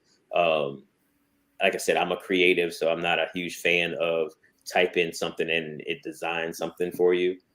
Not a fan of it. I haven't seen a lot that works well at this point. But hey, if it works for you, absolutely utilize it. It's AI is what the internet was back in the day when we had the dial-up. I'm aging myself again, where you had to plug it into the wall and it dialed up and dialed in. Everyone had the AOL disc. Back then, that's what this AI is now. So I would advise, get involved, utilize it, figure it out, become a guru of it, know it, and those are the elements that fall in my lap. You just have to be able to grow. You have to be able to continue to educate yourself and learn new skills, and that's kind of where my business has grown. Amazing. So I want the audience to get a wider picture of exactly what is it you do, because it does sound like quite a lot. You mentioned wrapping buildings, but I also want to find out, for example, I have a company and I'm rebranding. I have a CMOS company. if you're talking to a business like mine who's about to rebrand, how would you be able to lend advice, or what kind of services would you be able to give to a business like mine? Okay, so from the beginning, the graphics, the logo, the packaging, that's what we do that from the beginning. We manage social from the beginning as well. So we'll figure out your target and just really dive deep into it. I think in the case of a CMOS company, it's exposure. The people that know about CMOS know about the benefits of it. It's the people who don't know. So I would figure out a method of distribution. I would let people try it. You have to try this. And if they try it, they're hooked. That's just what CMOS does. It's such a good mix of minerals that once you start it, and I'm on, once you start it, you have to continue because you will truly feel different. So that's what I would do. Most definitely. That's quite interesting. I'm seeing here, and I know the audience is quite intrigued that it's pretty diverse, because if you're talking about from as intricate as a logo to branding and bottling and packaging your products, that's like a complete package that you have to offer. So I'm sure that you have an amazing and dynamic team. Also, I know there are many businesses out there. I don't know what your competitors are like, but just for the sake of our audience who might want to know, what makes your company more unique? Why should we come to your company? We're truly a one-stop shop. Like someone can come with an idea or a process, and if they have enough money to put behind it, we can create it from the start to beginning. It's every element of the success from product beginning to inception to exposure, we can manage. My team is very diverse, and they just dive in. So yeah, we'll figure out a way to rebrand, remarket, and exposure. It's nonstop from us. That's quite amazing. Quite amazing. So can you share with us what is maybe one of your or two of your greatest strengths as a company? Two of my greatest strengths as a company. Mm-hmm. We're able to convey the message. A lot of comms companies, which is kind of where we fall, a lot of comms companies, they can put your message out for you, but we actually construct the message. Like I said earlier, I'm part ventriloquist. We're going to create the message. We're going to show you how to put the message out. We're going to guide you through the media exposure of it and make sure the message is conveyed the right way. We manage that entire process for a lot of different companies. So it's once you catch the company's voice, then it becomes easy. Okay, I am so excited to learn more. So can you share with us, how do we find your company? How do we get in contact with you? Well, the easiest way to get in contact with me is via email. And my email, I just use rcheeseborough@gmail.com. Like I said, my company is a ghost firm. You can see our web. It's 4crescendo.com, just the number 4, crescendo.com. But yeah, the easiest way to get a hold of me is via email, rcheeseborough@gmail.com. Okay, so another question. So if I'm interested in working with your company, what is your turnaround time like in terms of we reach out? How soon are you able to get back to clients? Oh, it's no more than 24 hours. There's no hesitation when it comes on our end. My team is very diverse. They dig in. So yeah, we don't hesitate. Like, if you need us now, we're there. If you need us a month from now, we can do that too. If you need us a year from now, no problem. We'll put you on the calendar. You know, it's just kind of what we do. You know, we have long-term, short-term stuff that we attack, and then we have stuff that we drag because it takes time to really convey that message. Everyone is different. Every product is different. You know, we're lucky to have a very diverse crowd of people who want our service. So it's good. Okay, so just diving in a little bit on the, I kind of say semi-personal side, what is it like working at your company? What is the work environment like? What is your team like? We're fun. Everything is fun for us. We are about our vices, but in the same space. We enjoy the work that we do. And I think that's the most important piece. It's what would you do, or whatever you're doing to blow time off is what you should do to make money. You know, and like I said, I'm an artist, so I will jump on a computer and just design something just because, just to try to stay sharp, or I see an image somewhere and I want to recreate it. That's kind of what I do, you know, to make sure I stay in tune. But you know, the rest of my team, yeah, it's fun. You know, when you're enjoying what you do, it's fun. We tell jokes, we laugh. It's consistent, but it's fun. You know, setting up an event and going to Chicago and doing an event, or going to LA and do an event and then come back to Atlanta. It's just, the travel is great. The environment is great.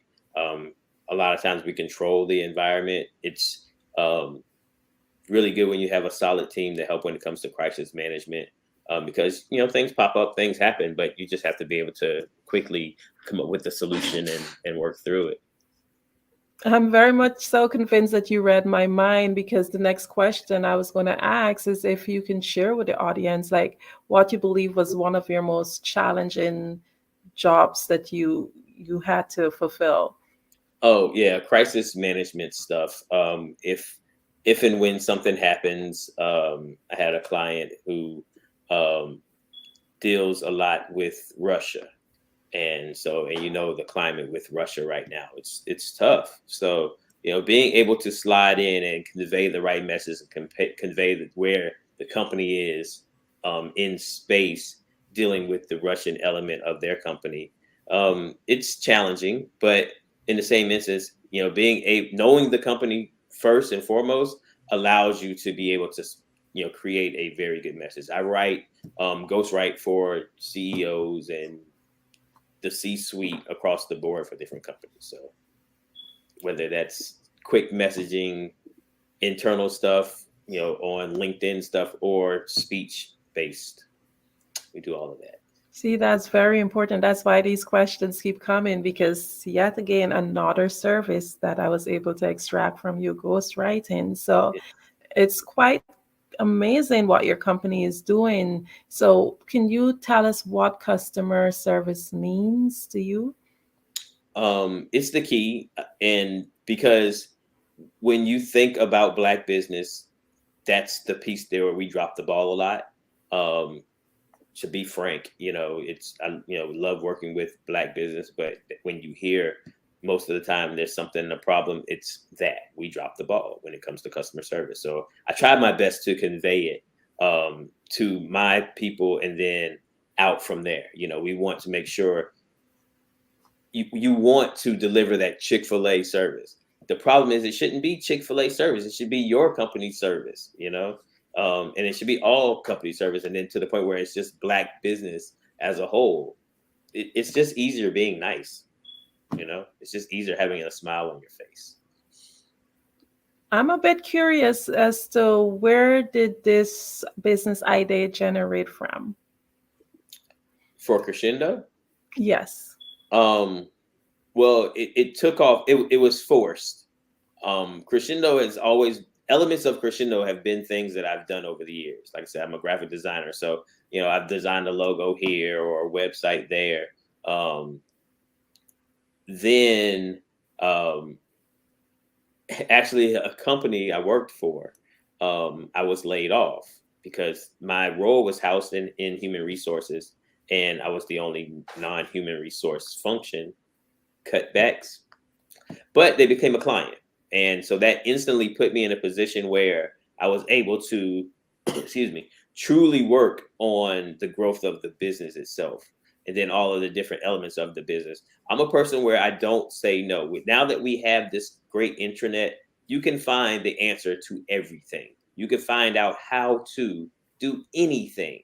So anytime someone comes to me and say, hey, can you? Yes, I can. And if I don't do it now, I can, and I will, and it's going to look great because I'm a creative. So I'm going to make sure the visual aspects of it work first and foremost. That's what sells me. It's seeing the product. It's seeing it. That's it. So it's how you take the time, how you look in the morning, how you put the time, energy, and effort into yourself is how you put it into your business, which is the same way you want your employees, you want your people to put their energy into the business. Don't cut the corners on your employees. Give them good stuff. They'll wear it. That exposes your brand. They'll talk about you. To their friends, to their family. The hardest thing to do is to combat someone being upset with what you've done, because they'll talk to everybody. That person who's mad, they're going to jump online, they're going to jump on Yelp, they're going to do this, they're going to tell, and they're telling everybody. And now you have to fight through that. You just lost one person you upset, killed 10 customers for you, when it could just be the other way around. You have to make sure that you're able to get people to talk good about you in public. That's what we push on to. Absolutely. So we're winding down now. I just want you to share with the audience, what is it you would like to leave them with today? Anything that what message you would have wanted to convey to them? What would you like to leave them with today? Just push your growth. Don't hesitate. And it's okay to fail. It's okay for it not to work. Just keep pushing and keep trying, because eventually it will. There isn't one inventor who came up with a product and it popped the very first time and it was great. It's very rare. So just keep pushing and look for help, and don't be afraid to ask for help. Know that help costs, but be willing to ask. And realize where the help will take you if you spend the money the right way. That's about it. I love that, because I'm an avid reader, and one of the books that I hold dearly is Think and Grow Rich, and one of the principles is actually asking for help. And I find a lot of people, they sometimes waste so much time and resources on that learning curve. So of course, definitely, I love that advice. So once again, before we go, can you tell the audience again, how can we get hold of you? Sure. My company website is forcrescendo.com. And if you want to reach me directly, the fastest way is email. It's rcheeseboro@gmail.com. So RCHEESE, B as in boy, ORO @gmail.com. Thank you so much. No problem at all. Love it. We appreciate having you here, and Genius is coming, and I'll see you on the other side. All right.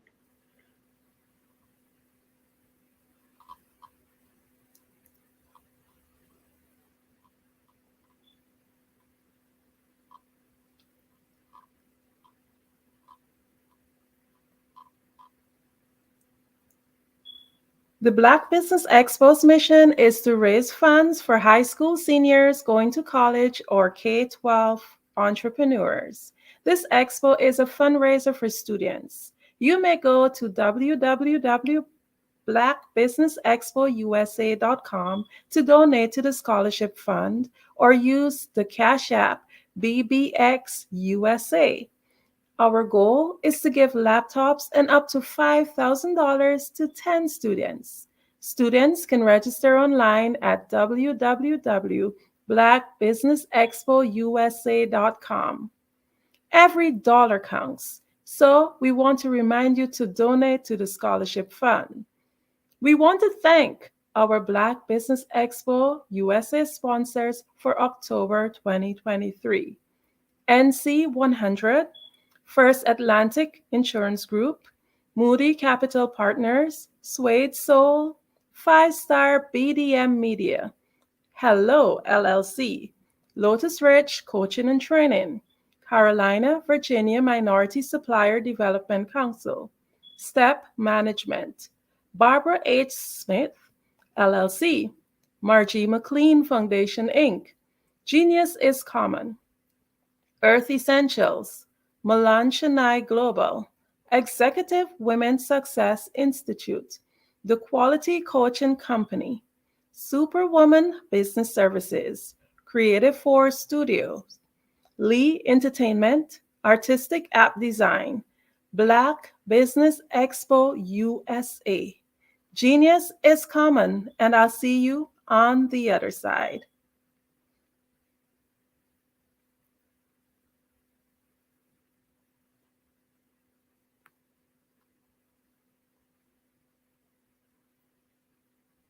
Hey guys, my name is Caden. I'm the CEO of Caden Teaches, and my genius is teaching kids about financial literacy. Throughout my financial products, such as my financial flashcards, my activity book, and my newest project, my financial bus, which I bought. And on the bus, it has a mock bank where kids will learn how to deposit and withdraw money, a mock grocery store where kids will be able to learn how to have a family budget, and a mock stock exchange where kids will even be able to learn how to invest in stocks. Now, I decided to start teaching kids about financial literacy because I find that most kids graduate high school without even knowing the basics about financial literacy. And I feel if I were to teach kids about financial literacy, that I would be able to help kids tap into their genius. And I actually learned about financial literacy to my dad because I would go to business meetings with him, and I would always see that they were talking about financial literacy. And at that point, I didn't understand what financial literacy was. So I took it upon myself to learn about financial literacy and teach it to kids in a way that they could understand.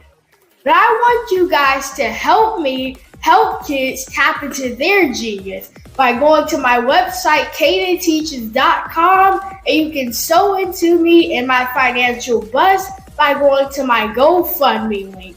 And remember, if Caden can, you can too. Because prepare for what's coming and dominate in economic winter. Stand strong and thrive by showcasing your great products and services globally through the Black Business Network and Black Business Olympics. The Black Business Network has showcased over 2,000 companies with over $7 billion in sales each year. Over 10 million attendees have viewed the rebroadcast each month. Through the Black Business Olympics, unique styles of business training and mentoring are turning students into business owners and entrepreneurial warriors who will dominate in any economy. Gain the ultimate advantage of the Black Business Olympics, 7 days of unbelievable topics and speakers speaking around the globe. Donate your time and experience to provide expertise and scholarships to students worldwide and change the world. Now, more than ever, new insights, tools, strategies, and capabilities are needed. This is your chance for a major presentation to the world. Fill out the form and join the more than 2,000 speakers who have presented to over 200 countries. Join the Black Business Network streaming live into the Metaverse, STEM City, Black Multiverse Enterprises, Hulu, Amazon, YouTube, iHeartRadio, Apple, Facebook, LinkedIn, Pod TV, IBM TV, Spotify, and Google Podcasts. Sign up today. Spaces are limited, and we will see you there.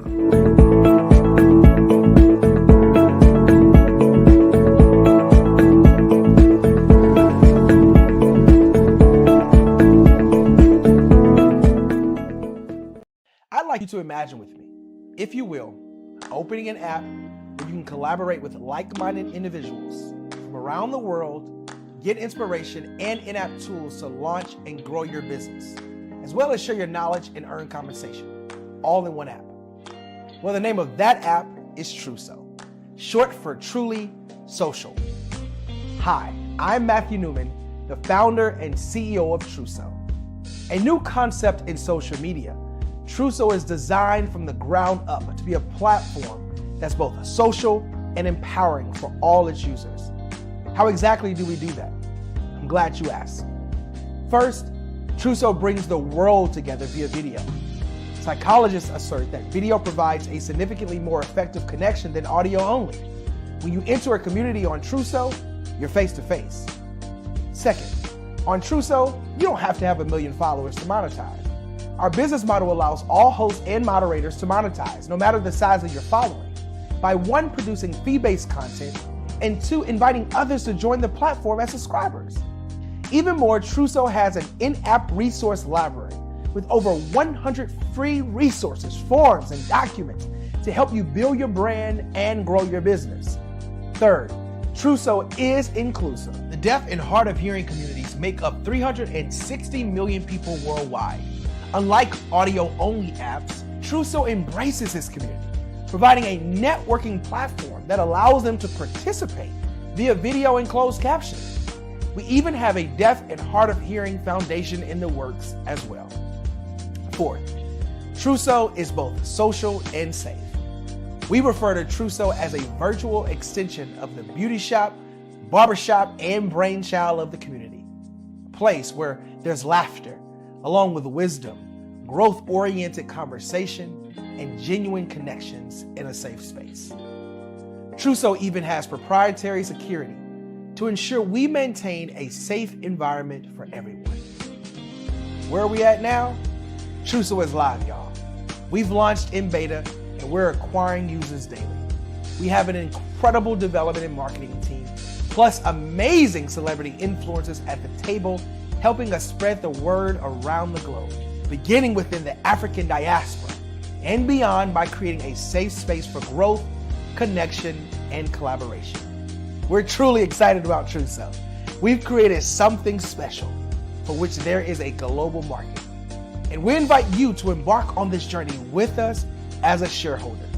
The future for Truso is truly bright. Join us and let's go there together.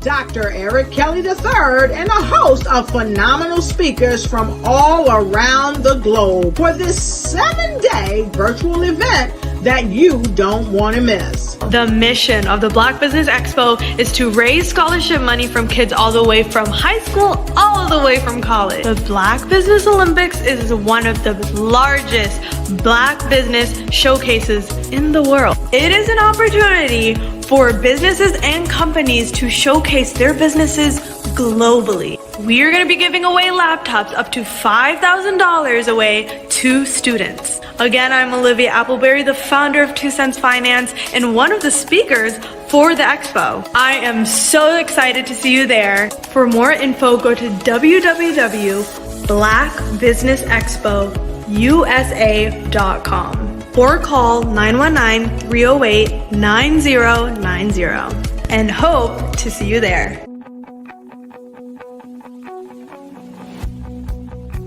I am Black business. From the moment I wake until the time I sleep.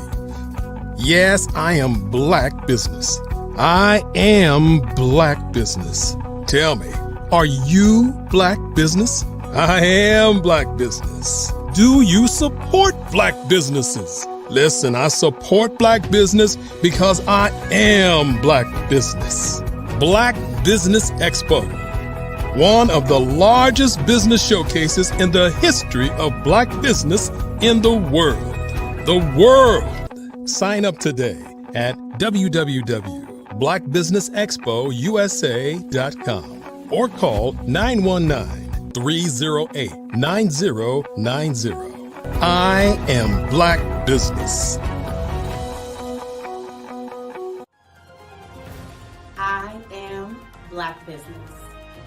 From the moment I wake until the time I sleep, I am Black business. I am Black business. Are you Black business? I am Black business. Do you support Black businesses? I support Black business because I am Black business. Black Business Expo, one of the largest business showcases in the history of Black America in North Carolina. Sign up today at www.blackbusinessexpousa.com or call 919-380-9090. I am Black business.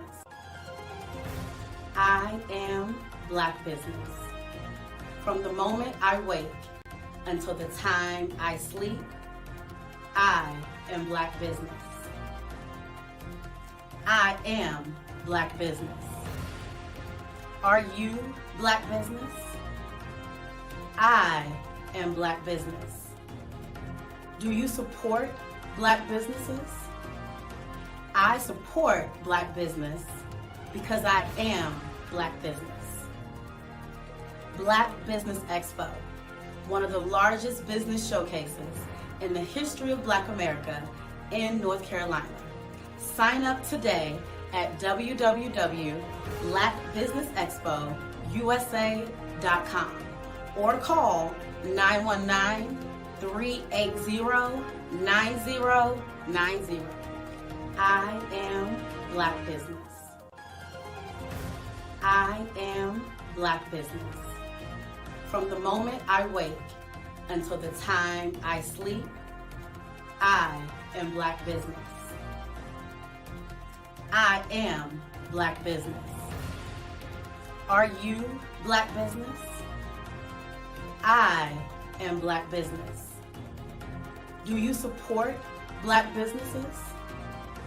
I support Black business because I am Black business. Black Business Expo, one of the largest business showcases in the history of Black America in North Carolina. Sign up today.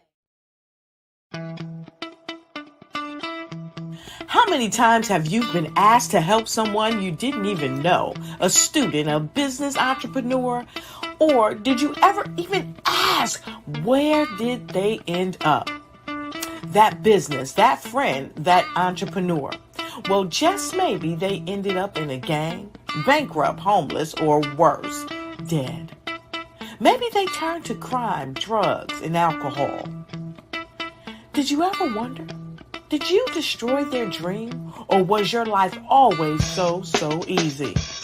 At the Black Business Olympics, we started a movement to help students complete. Give them hope and foster success. Help them to leave their dreams of providing laptops, computers, and up to $5,000 in scholarship funds. Today, we ask you to help a student, a business owner, or an entrepreneur to realize their dream by sponsoring them, supporting them, and buying from them. Consider this. With $1.6 trillion in our Black community, we only ask for a small donation for our students, our businesses, and our entrepreneurs. And you can change a life today. So I ask you, what are you going to do? Sit on the sideline and watch our students in high school be leaving, miss out on their dream from lack of resources? Or are you going to donate to the movement and change their future and yours as well? Give us a call today at 919-308-9090. Change their life by investing with action to the Black Business Olympic Fund. The Black Business Olympics, one of the largest business showcases of Black business in the history of the world.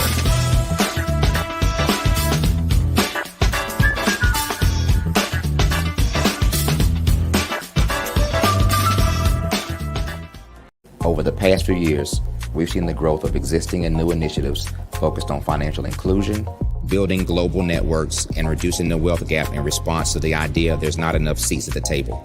Whether their outcomes are to increase the representation of Black executives on corporate boards, ensure an inclusive global economy, or to create new U.S. African commercial pathways, the strategies are often carried out by separate programs. The question is, should they be?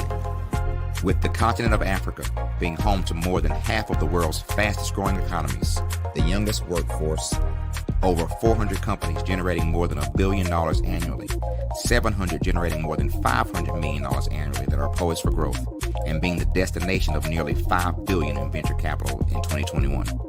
Diversifying U.S. and Africa commercial engagement by building bridges between African businesses and their U.S. diaspora should begin being seen as mutually beneficial. From helping to reduce Africa's enormous capital gap to catalyzing two-way trade opportunities, the COVID-19 global pandemic hopefully has taught us that global challenges and opportunities are more interconnected than we thought. During the pandemic, African companies like Unicorn Flutterwave, insurance provider Reliance Health, ride-hailing app Yasir, and 54Gene, the continent's first bank of DNA on people of African descent, proved that when African companies have access to networks, capital, and information, they grow big, grow fast, and create solutions that are valuable to the world. This is why BDirect was created. We are the first U.S.-based but African-centric board preparedness and board search company designed to connect U.S. Black talent and corporations to African businesses. Unique and fundamental to BDirect's success is our process of helping board candidates adapt their experience and networks to an African context before they're connected to high-growth companies that are looking to locally and globally scale. From our focus groups with African business execs and government leaders, we don't ignore the sentiment that business is easy, but people are hard. Having a pool of board candidates with hard-to-access networks and extensive experience across the business life cycle, including successfully raising capital, is table stakes for an initiative like this. So yes, we have that. But corporate or entrepreneurial success in the U.S. does not guarantee success in Africa. Developed alongside industry partners on the continent, our training program, BDirect Prep, is designed to transpose their experience to create cultural comfort, understanding, and a commitment to helping businesses in Africa scale. Our board governance sessions are African, continental, and country-specific, integrated with cultural awareness and dexterity training, masterclasses led by African industry execs, and mentoring and coaching from African continental-based facilitators. But even more unique to BDirect Prep, we cap off our training program with an immersion trip to help candidates that have not been to Africa before see and feel Africa's complexity and opportunity from African soil. We all know traditional network-based board placement has historically left a lot of us out of ever really being in the paid board pipeline. Our strategy supports the work of many great organizations that are successfully filling seats at U.S. board tables by creating more tables for those that are still left on the sideline. It's time to start seeing the role and value of U.S. Black talent and businesses on the continent of Africa differently. Old perceptions and habits limit economic inclusion. Let's transition Black talent and the African businesses they will support from the periphery of the global economy to its core. Living in a global lockdown, we all know now how fast local and global economies can change, and see the value of having businesses that hire, strengthen local value chains, and even grow globally. Status quo in any form holds back progress. We must democratize U.S.-Africa commercial engagement by socially and economically connecting cultures that have long been disconnected. It's time for Africa's U.S. diaspora to redefine their global value by helping African businesses scale continentally and globally.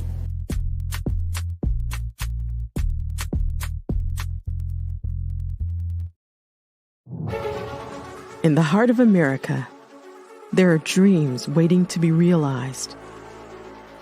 Dreams of owning a home, creating a haven for families, and building a future. Yet, there are 13 million mortgage-ready home buyers and nearly 20 million renter households who have the credit and income to qualify for a mortgage but remain left out of the home buying process.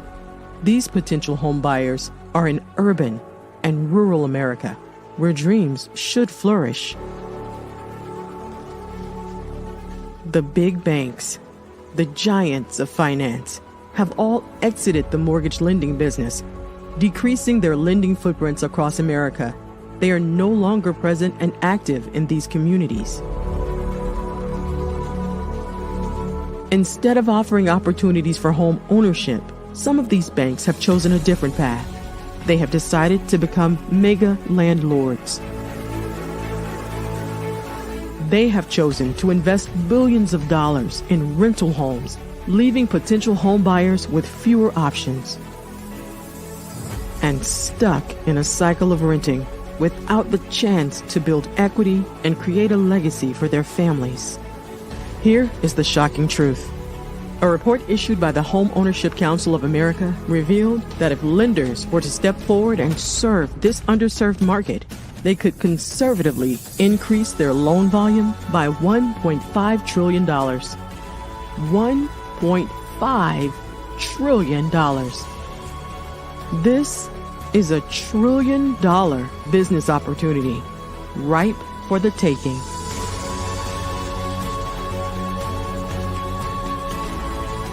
That's why I Have a Dream Home is here.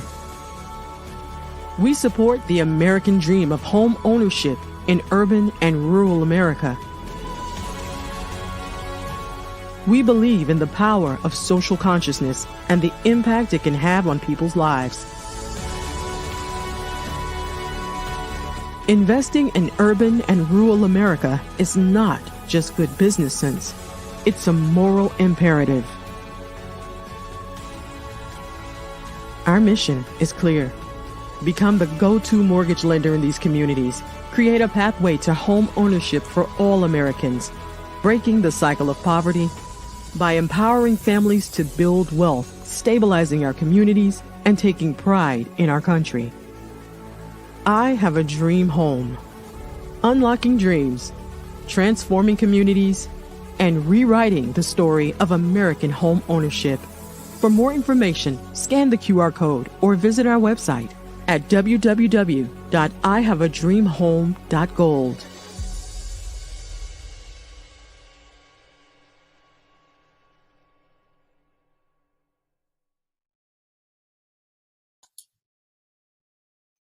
Hi, I'm Barbara Smith. Genius is. I am a child of the Most High God. He has gifted me in ways that I could not even imagine and didn't know.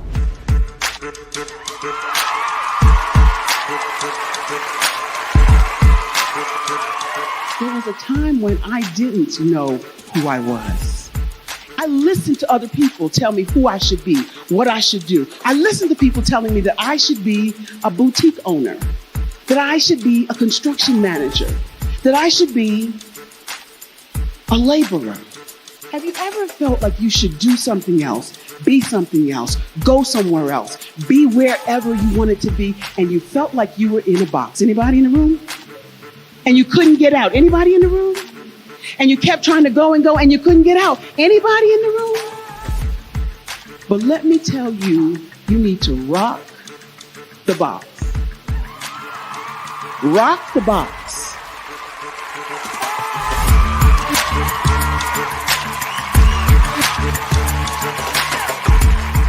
I am engaging, inspiring, and empowering.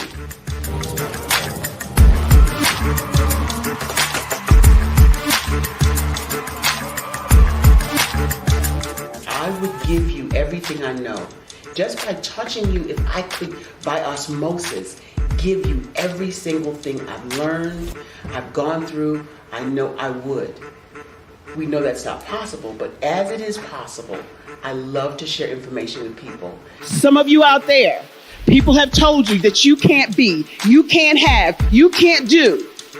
But I will tell you, like Kingston said, you can, you must, and you will. If it's to be, it's gonna be me. You gotta say it. If it's to be, it's gonna be. If it's to be, it's gonna be. If it's to be, it's gonna be.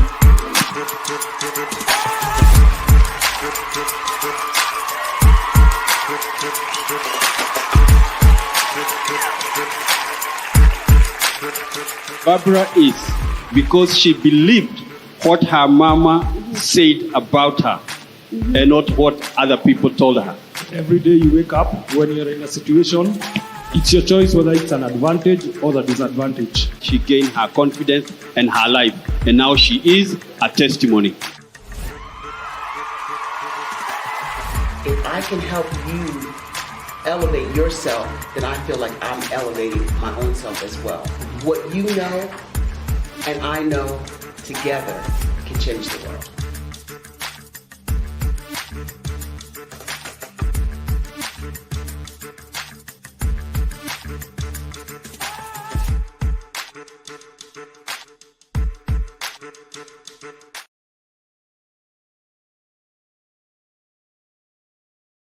I'd like you to imagine with me, if you will, opening an app where you can collaborate with like-minded individuals from around the world, get inspiration and in-app tools to launch and grow your business, as well as share your knowledge and earn compensation, all in one app. Well, the name of that app is Truso, short for Truly Social.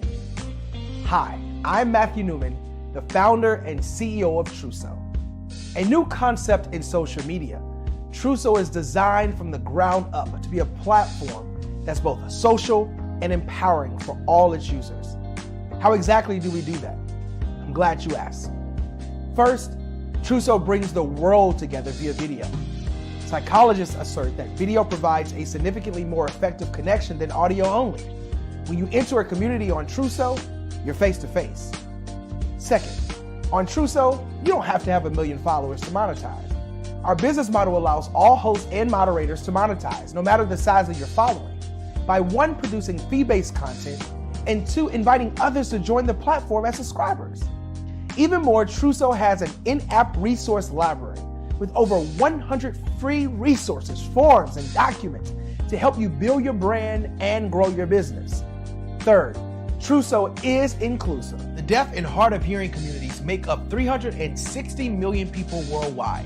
Unlike audio-only apps, Truso embraces this community, providing a networking platform that allows them to participate via video and closed captioning. We even have a deaf and hard of hearing foundation in the works as well. Fourth, Truso is both social and safe. We refer to Truso as a virtual extension of the beauty shop, barbershop, and brainchild of the community. A place where there's laughter, along with wisdom, growth-oriented conversation, and genuine connections in a safe space. Truso even has proprietary security to ensure we maintain a safe environment for everyone. Where are we at now? Truso is live, y'all. We've launched in beta, and we're acquiring users daily. We have an incredible development and marketing team, plus amazing celebrity influencers at the table, helping us spread the word around the globe, beginning within the African diaspora and beyond by creating a safe space for growth, connection, and collaboration. We're truly excited about Truso. We've created something special for which there is a global market. And we invite you to embark on this journey with us as a shareholder. The future for Truso is truly bright. Join us and let's go there together.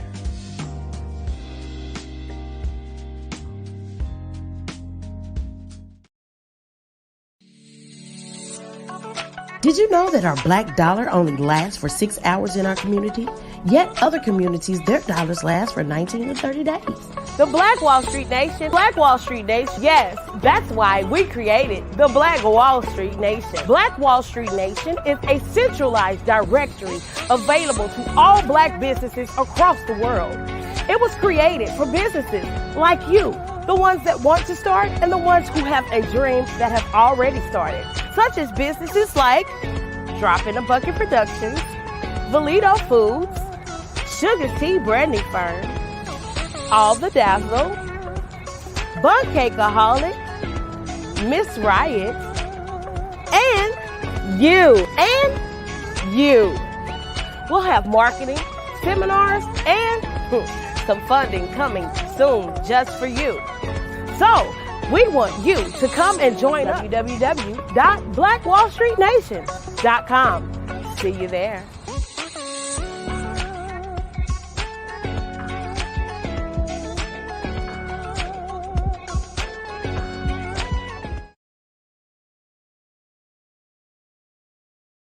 I was born in a little village on the island of Haiti. Many deadly diseases pounded me. It is as if they were on a mission to end my existence on this earth. I refused to give up. In 1983, I left Haiti and came to the United States of America. And I came with $5, 2 shirts. I didn't speak in English. I came to Atlanta. I got a job. I was a doorman. I was a doorman with a dream. What I used to do, I used to come on stage. I'd rehearse this moment that I'm standing in front of you. That's the power of a dream. Maybe today is the day you begin acting as if you already have it. And then step out with full force. Take a risk. No condition is permanent. Don't let your situation distract you. You are chosen. You are called. You are born for a purpose in this life.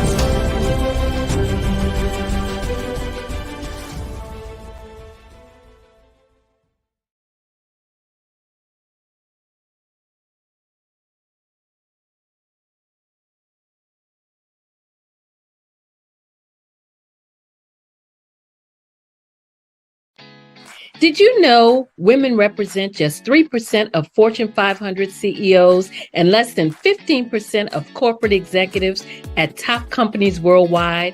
Have you wondered what the secrets are to getting into the top ranks, whether in the private or public sector? Do you want to figure out how to stop being held back in your career or passed over for promotion? Then you're in the right place. Hi, I'm Dr. Madeline Ann Lewis, President and CEO of the Executive Women's Success Institute. I have decades of experience in the military, the federal government, and corporate America. And my mission is to help women succeed and tap into their full potential. I want to reach 1 million plus women around the world to become the leaders they are meant to be.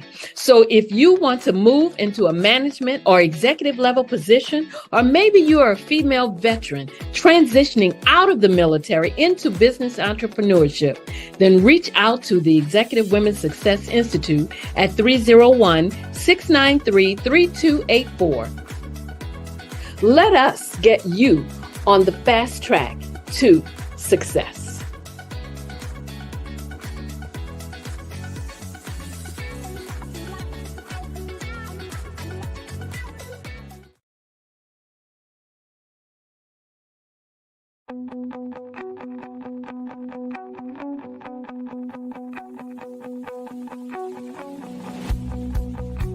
I am Black Business. From the moment I wake until the time I sleep. Yes, I am Black business. I am Black business. Tell me, are you Black business? I am Black business. Do you support Black businesses? Listen, I support Black business because I am Black business. Black Business Expo, one of the largest business showcases in the history of Black business in the world. The world! Sign up today at www.blackbusinessexpousa.com or call 919-308-9090. I am Black business.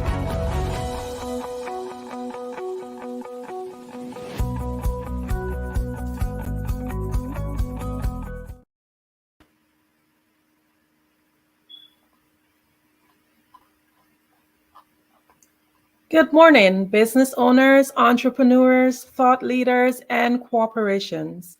Welcome to the Black Business Network.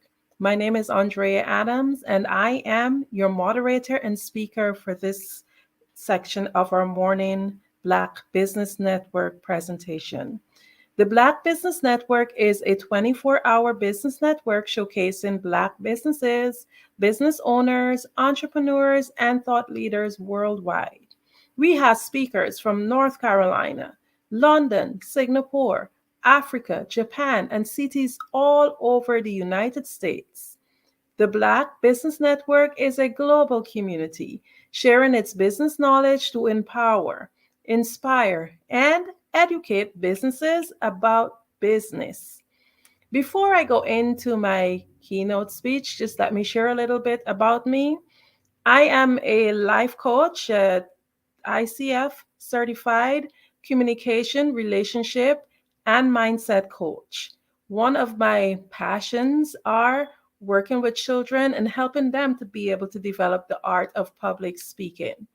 Some things that I love doing are skydiving, scuba diving, horseback riding, coasters, motorbikes, gormandizing, big city lights. I just love a great adventure. Also, I love to read, and I'm the founder of Keg Book Club and Keg Tweens and Keg Kids. Keg just means to read for knowledge, empowerment, and growth. I was honored and privileged to be able to be trained by Les Brown with his Power Voice program, and I was able to be mentored by John Tallarico. I was able to be mentored to think into results, and I used that training through role modeling and self-expression to empower youths to develop their speaking skills, assess their inner self-talk, change their mindset, and transform their lives. So, let me go straight into thinking into results and understanding what our thoughts are and how potent our thoughts are. Are you aware that your thoughts are the most potent form of energy? Yes, indeed. Just think about lightning and all of the great wonders of the world and how powerful they are.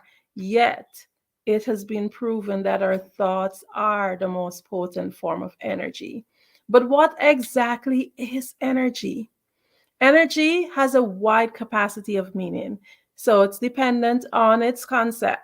But one of the broadest and most simple definitions that I came across is called usable power. Energy has many forms, but greatly it cannot be created or destroyed. So let's try to understand this power that we have. We possess this potent power called energy. And just to get a better understanding about it, I'll tell you about our mind.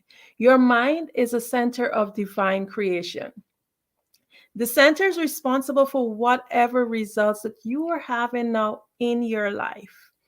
So, before I go on further, I will ask a question. I want you to think about this.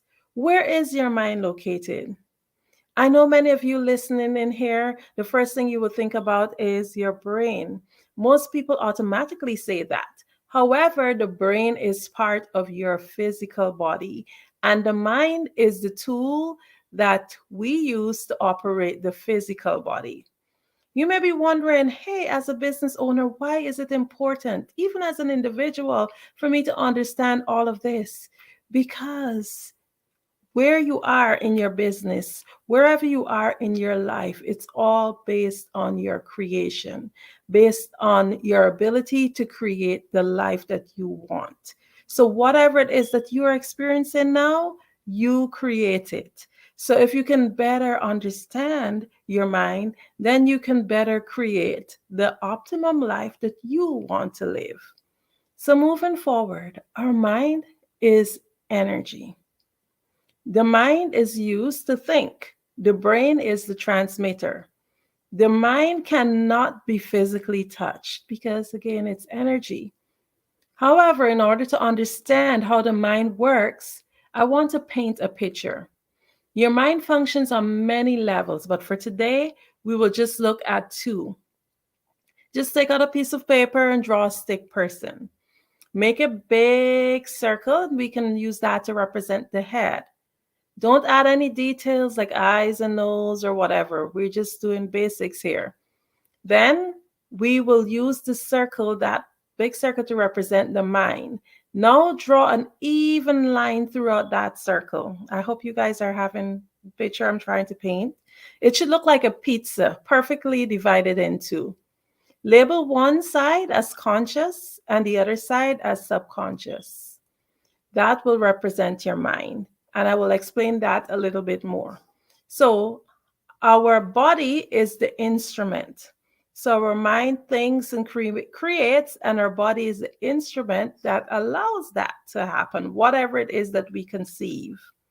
So the conscious mind is the thinking mind. Back to that figure, which is divided into conscious and subconscious. The conscious mind being the thinking mind, the educated mind, while the subconscious mind is the emotional mind.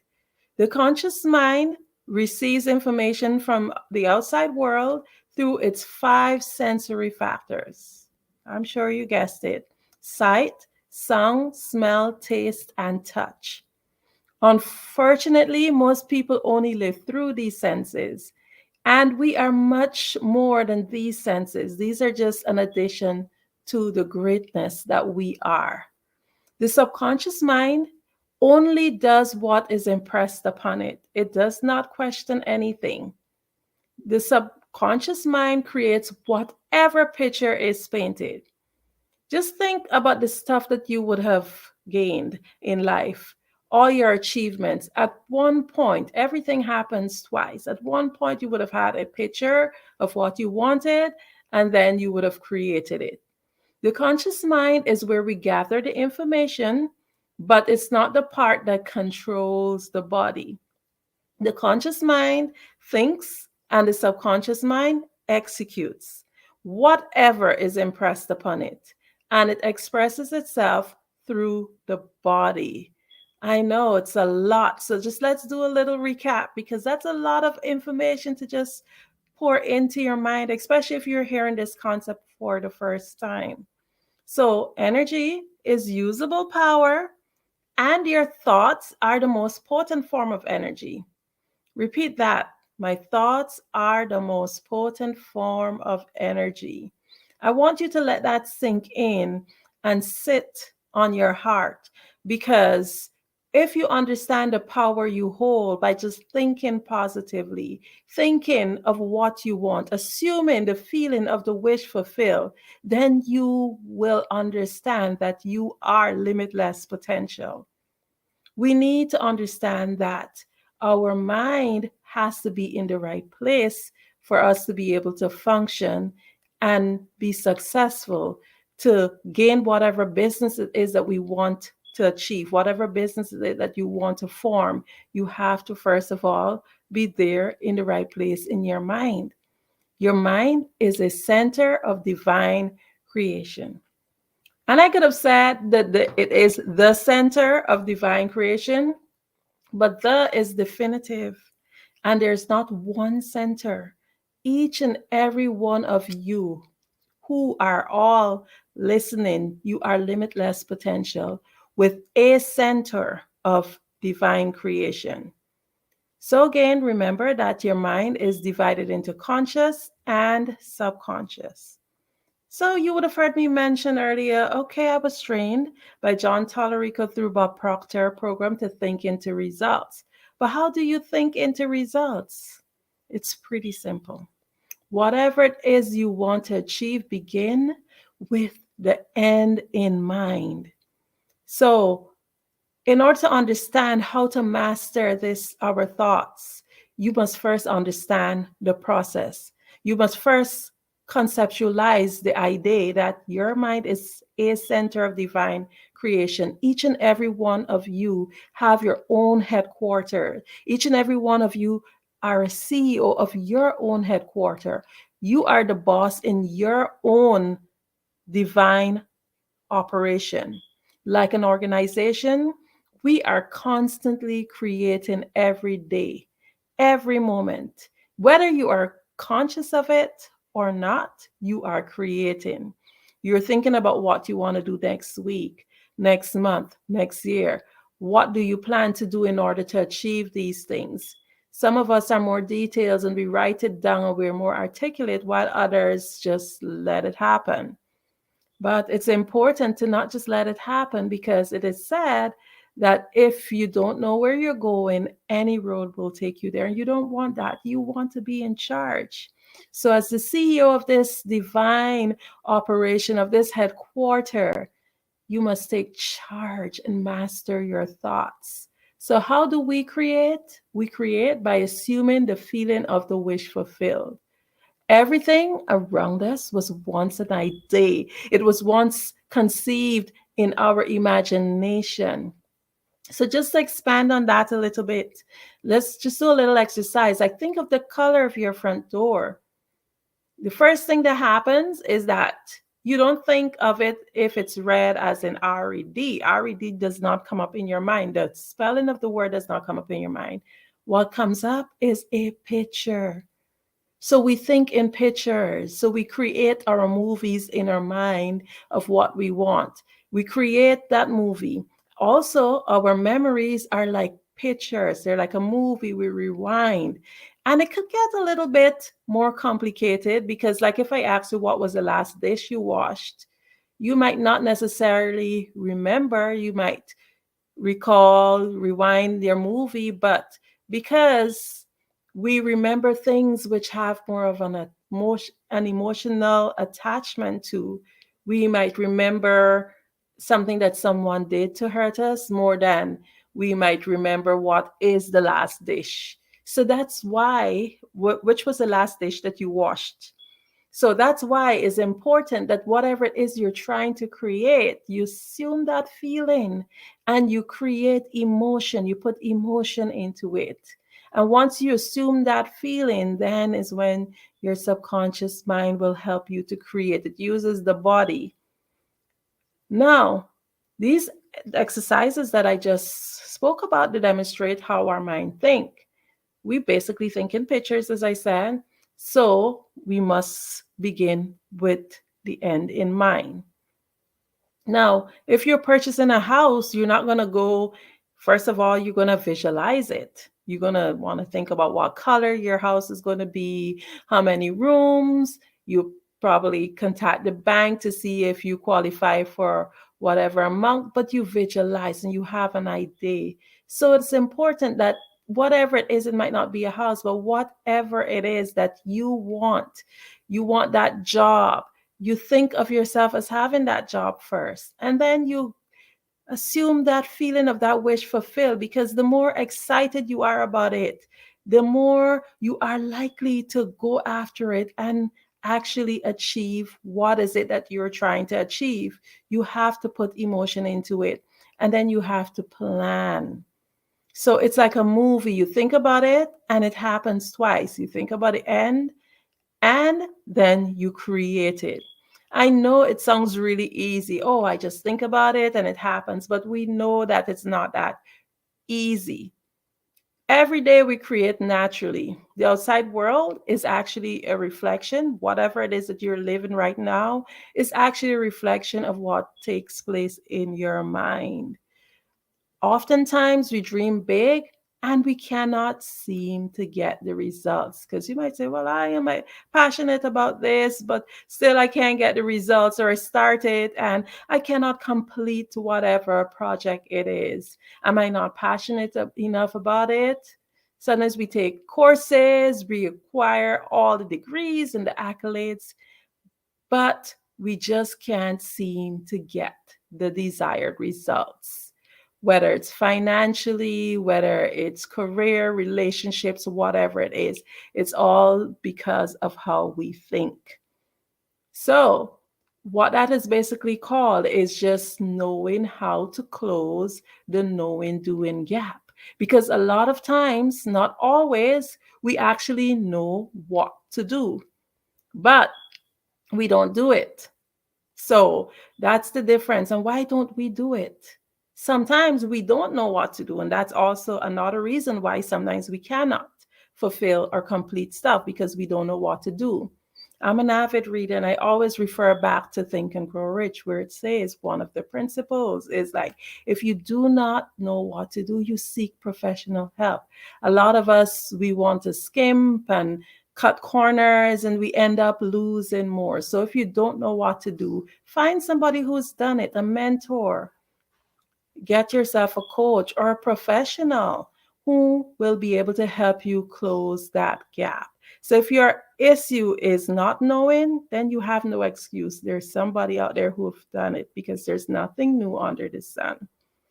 So say we do know, but you still can't get the results. So why is it so hard?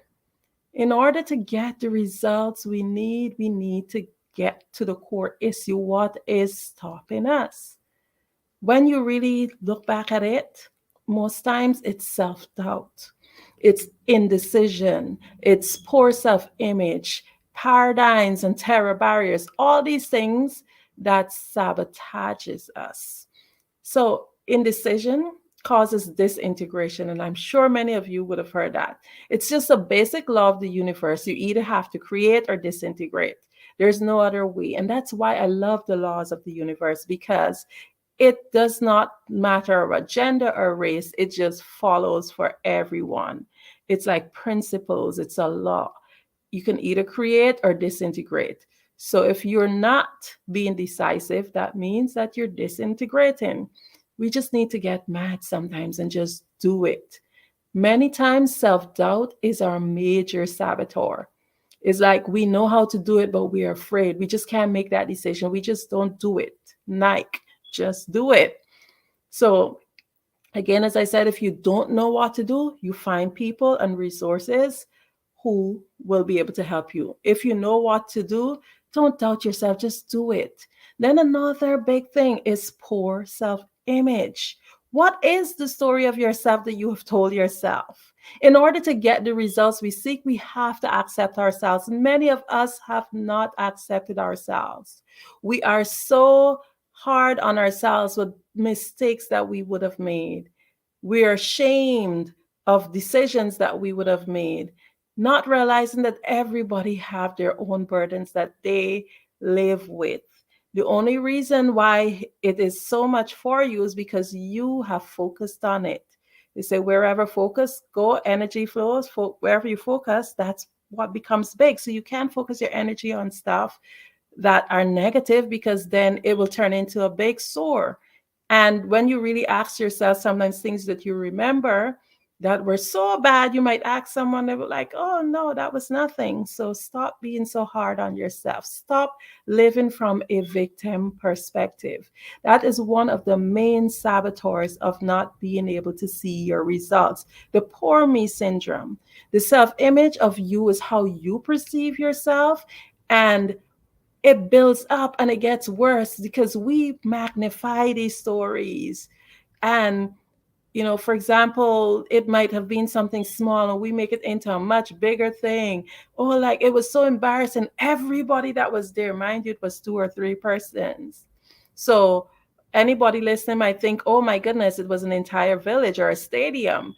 No, we caused this on ourselves. So self-image should be positive. Forgive yourself. Get rid of those garbage thoughts, those negative thinking. Okay?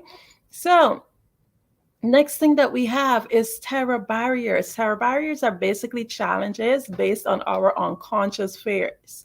A lot of it often erupts when we're working towards our goal and our vision. And it's really an illusion. Every fiber of our being wants to turn back and throw in the towel. How many times we have unfinished projects? That's because we have this great idea and we assume the feeling of the wish fulfilled and we go after it. We're going after it.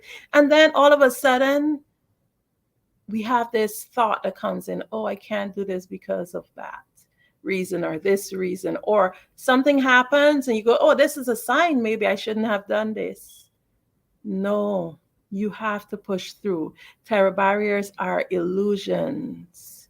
Normally, our subconscious mind is just always working on ways to keep us safe and out of potential harm. So it's natural. It's a good thing, but yet it can work against us. So we have to master our thoughts and learn the art of overcoming these things. Do not allow old conditioning and beliefs to stop you from performing new acts in an efficient and effective manner. Terror barrier is basically that feeling of anxiety, that thing that we get in our stomach whenever we're about to start something new. So just get over it. So I've spoken about the paradigms and the terror barriers and self-doubt and indecision. These are all things that keep us from being able to achieve that which we want to achieve. It's the thing that stops us from getting to the next level. So my question to you is, now that you know what the issues are, you understand that you are in charge of your future. You are responsible for whatever reality that you have now. And you understand that these paradigms and terror barriers, they're all illusions. They're all just there to stop you from getting to that next level. You understand the problem. So my encouragement to you is to step forward and ensure that you just overcome it, kick them out. Remember, the only way to see the labels on the box is to be on the outside of the box. Do not put yourself in a box. Understand that you are limitless potential. Do you understand what that means? Sometimes we find ourselves saying, oh, he or she will not amount to more, or I cannot amount to more. There's nobody under the sun that knows what you can amount to. You yourself do not know what somebody can amount to. You might be able to make a guess, maybe based on the life that they're living, but people change, people get breakthroughs. So you should never judge anyone, including yourself. Understand that you are limitless potential. Use this information to change the way that you think. And then you will find that you will receive the results that you want, because there's nothing that you can conceive or believe that you cannot achieve. My name, again, is Andrea Adams. I am a communication, mindset, and relationship coach. I'm the founder of Adornomy LLC, Global Kids Speak, Ramos LLC. And if you would love to work with me in terms of coaching, I am a certified international certified coach, accredited coach. And if you want to learn a little bit more about breaking paradigms and improving your mindset, and you would love to work with me, you can just check my link on Linktree, Adornomy. And if you have any questions, just feel free to reach out and make an appointment. Thank you so much. And it was indeed an honor to be able to share this with you on the Black Business Network this evening. This morning, my apology. The Black Business Expo's mission is to raise funds for high school seniors going to college or K-12 entrepreneurs. This expo is a fundraiser for students. You may go to www.blackbusinessexpousa.com to donate to the scholarship fund or use the Cash App BBXUSA. Our goal is to give laptops and up to $5,000 to 10 students. Students can register online at www.blackbusinessexpousa.com. Every dollar counts, so we want to remind you to donate to the scholarship fund. We want to thank our Black Business Expo USA sponsors for October 2023. NC 100, First Atlantic Insurance Group, Moody Capital Partners, Suede Soul, 5-Star BDM Media, Hello LLC, Lotus Ridge Coaching and Training, Carolina, Virginia Minority Supplier Development Council, Step Management, Barbara H. Smith LLC, Margie McLean Foundation Inc., Genius is Common, Earth Essential, Melange Nye Global, Executive Women Success Institute, The Quality Coaching Company, Superwoman Business Services, Creative Force Studios, Lee Entertainment, Artistic App Design, Black Business Expo USA. Genius is Common, and I'll see you on the other side.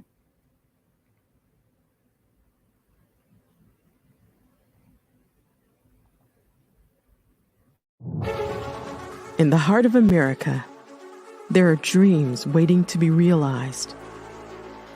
Dreams of owning a home, creating a haven for families, and building a future. Yet, there are 13 million mortgage-ready home buyers and nearly 20 million renter households who have the credit and income to qualify for a mortgage but remain left out of the home buying process. These potential home buyers are in urban and rural America, where dreams should flourish. The big banks, the giants of finance, have all exited the mortgage lending business, decreasing their lending footprints across America. They are no longer present and active in these communities.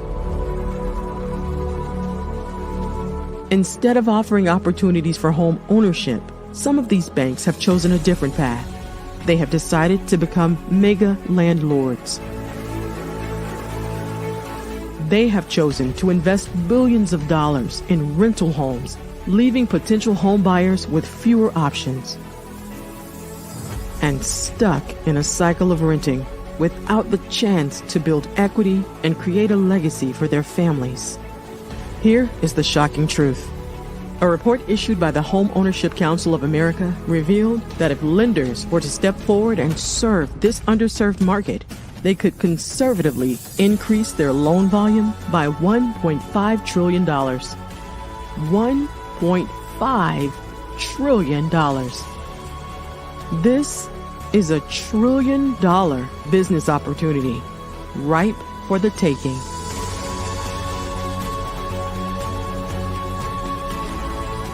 That's why I Have a Dream Home is here.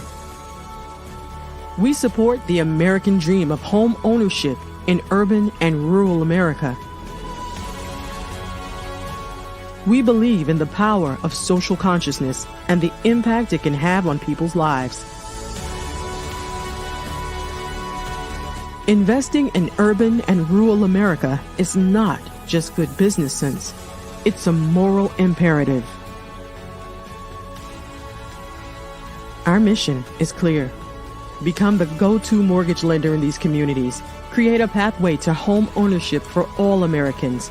Breaking the cycle of poverty by empowering families to build wealth, stabilizing our communities, and taking pride in our country. I Have a Dream Home.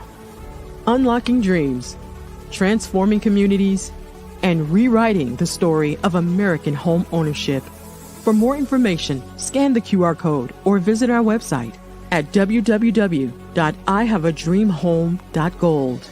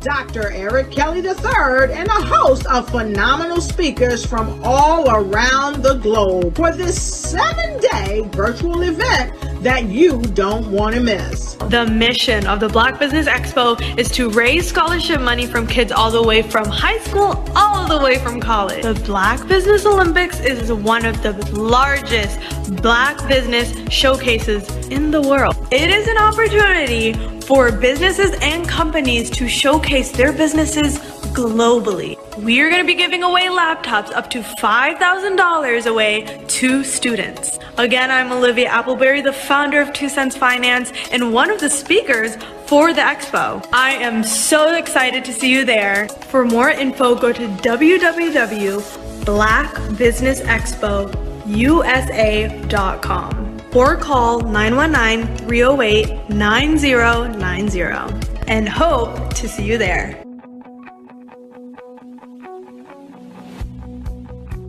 I am Black business. From the moment I wake until the time I sleep. Yes, I am Black business. I am Black business. Tell me, are you Black business? I am Black business. Do you support Black businesses? Listen, I support Black business because I am Black business. Black Business Expo, one of the largest business showcases in the history of Black business in the world. The world! Sign up today at www.blackbusinessexpousa.com or call 919-308-9090. I am Black business. I am Black business. From the moment I wake until the time I sleep, I am Black business. I am Black business. Are you Black business? I am Black business. Do you support Black businesses? I support Black business because I am Black business. Black Business Expo, one of the largest business showcases in the history of Black America in North Carolina.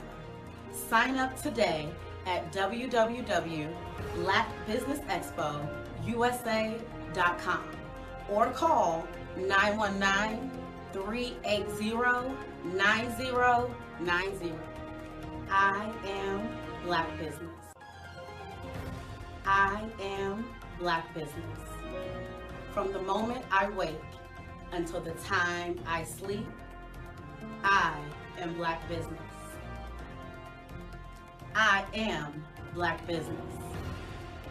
Are you Black business? I am Black business. Do you support Black businesses? I support Black business because I am Black business. Black Business Expo, one of the largest business showcases in the history of Black America in North Carolina.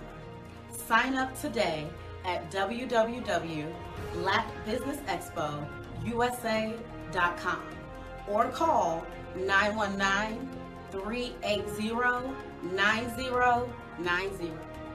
I am Black Business. I am Black Business. From the moment I wake until the time I sleep, I am Black Business. I am Black Business. Are you Black Business? I am Black Business. Do you support Black businesses? I support Black business because I am Black Business. Black Business Expo, one of the largest business showcases in the history of Black America in North Carolina. Sign up today at www.blackbusinessexpousa.com or call 919-380-9090. I am Black Business. I am Black Business.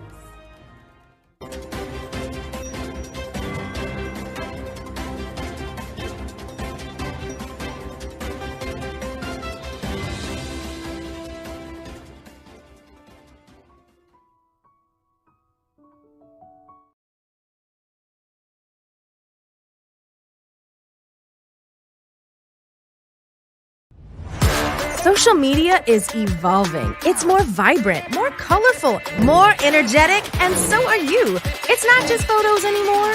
It's video, it's audio, it's subscriptions. And now there's Fanbase, a new monetized social network. Fanbase delivers the complete native app experience with full content monetization for every user. No algorithms that shadow ban your engagement or growth, and no ads. Follow anyone for free and subscribe directly to your favorite creators for $4.99 a month. Plus, show some love by tipping on any post. Also, make a Fanbase page and monetize your content the same way. Finally, connect with your followers by posting the amazing content you already create. And now, get paid for it. It's time to energize and monetize, because everyone's a fan of something and everyone has a fan base.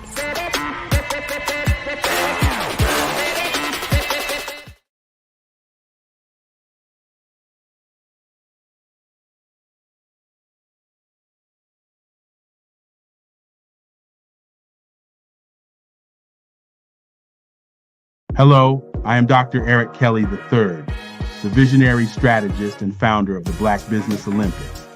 I invite you to showcase your Black-owned businesses on the Black Business Network global stage.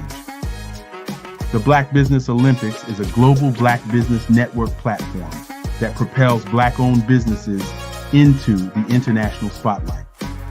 By showcasing your business on the Black Business Olympics platform, you can reach a worldwide audience of potential customers, partners, and investors.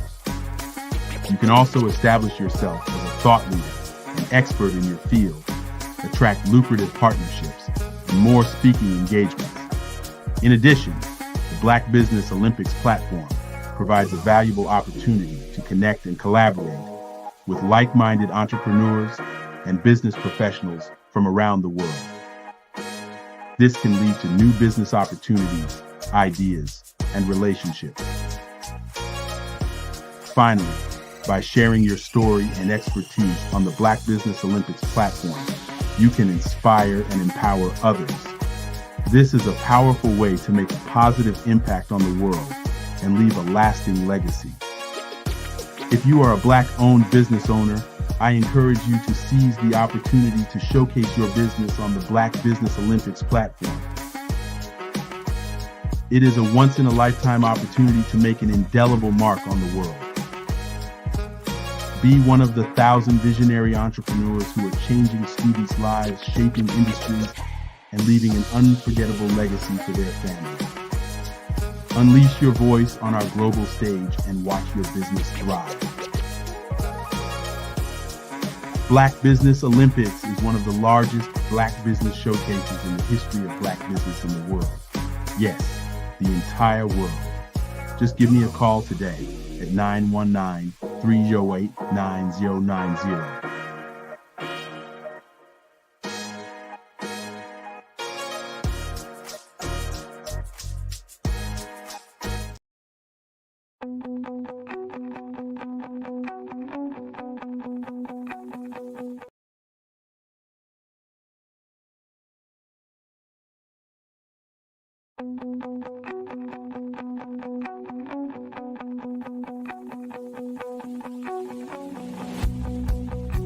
I am black business. From the moment I wake until the time I sleep. Yes, I am black business. I am black business. Tell me, are you black business? I am black business. Do you support black businesses? Listen, I support black business because I am black business. Black Business Expo, one of the largest business showcases in the history of black business in the world. The world! Sign up today at www.blackbusinessexpousa.com or call 919-308-9090. I am black business.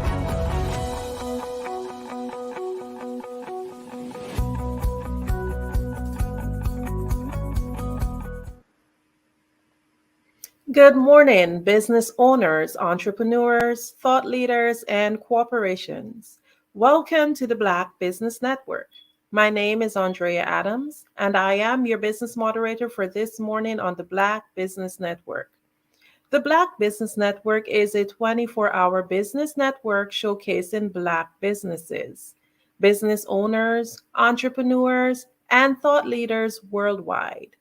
We have speakers from North Carolina, London, Singapore, Africa, Japan, and cities all over the United States. The Black Business Network is a global community sharing its business knowledge to empower, inspire, and educate businesses about business. I am honored to present to you our next speaker for this morning, Merrill Holloway. Currently residing in Raleigh, North Carolina, is an enthusiastic, resolute advocate for economic empowerment and social justice within several North Carolina community and business sectors. He is both the founder and the executive director of NC100, nonprofit focused on mapping and identifying opportunities for collaboration and change in Rockingham County. Also serving as a program manager with the Rural Forward North Carolina program housed inside of MDC Inc., shaping a South where all people thrive. Through the Rural Forward NC work, Merrill serves as part of the capacity building arm for the Healthy Places North Carolina initiative for the Kate B. Reynolds Charitable Trust. The work that motivates him is faithfulness to a mission to amplify local voice, create spaces where decision-maker solutions are most inclusive of local experience, and build stronger networks for local leaders. I happily present to you Merrill Holloway. Thank you for that wonderful introduction, Andrea. You're quite welcome. Genius is common, and I'll see you on the other side. Absolutely. Well, I appreciate the opportunity to be here today. I have been a big fan of the Black Business Expo and some of the work that Eric has done, and all the folks and the sponsors and folks that have joined this work, and really proud of it. As the introduction said, my name is Merrill Holloway, and I have a lot of identities. I want to give you a little bit of feedback or thoughts about who I am before I kind of go into the presentation. And I'm looking kind of in the direction of my screen. So hopefully it doesn't throw people off. I'm going to try to make sure I stay in the middle a little bit here. But let me talk a little bit more about myself really quickly. I am in the Triangle community. I went to school here in the the Triangle area. I do work in Rockingham County, as you heard, that have the nonprofit NC100, but I've been a resident of the Durham-Raleigh area most of my adult life. Also, that connected to that work, you heard about me doing some work in Durham and MDC.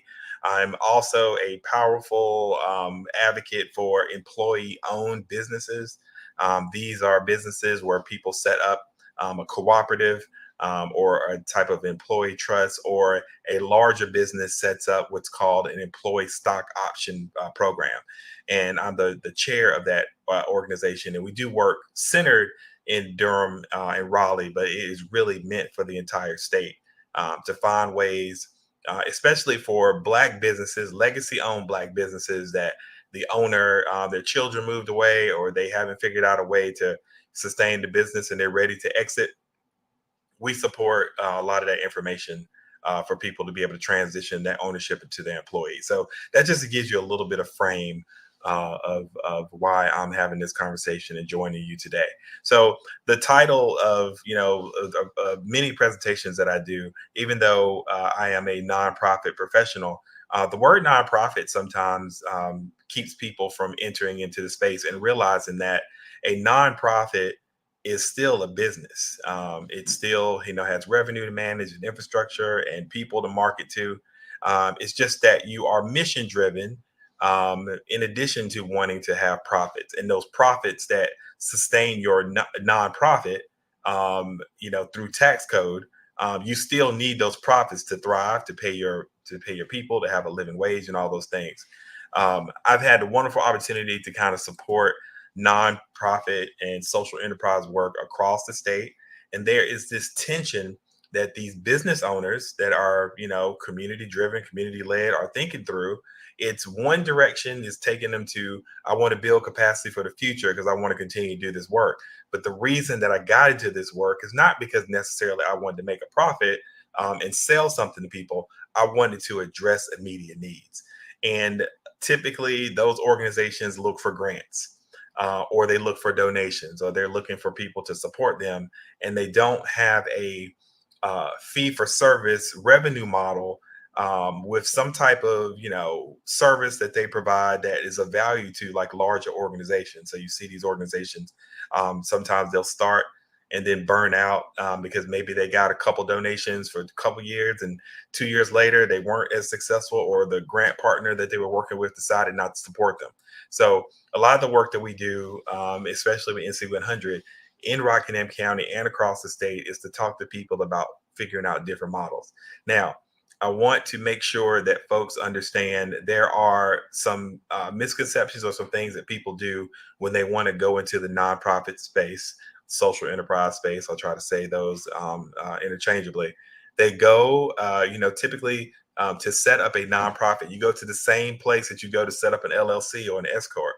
You go to the Secretary of State here in North Carolina, and if you're looking and joining us from another state, you typically would go to your Secretary of State because, again, you're setting up a business. And a lot of times there are two steps that folks have to be thinking about. One is, yes, set up the business and say, I want to do this nonprofit work, and here's the mission and all those good things.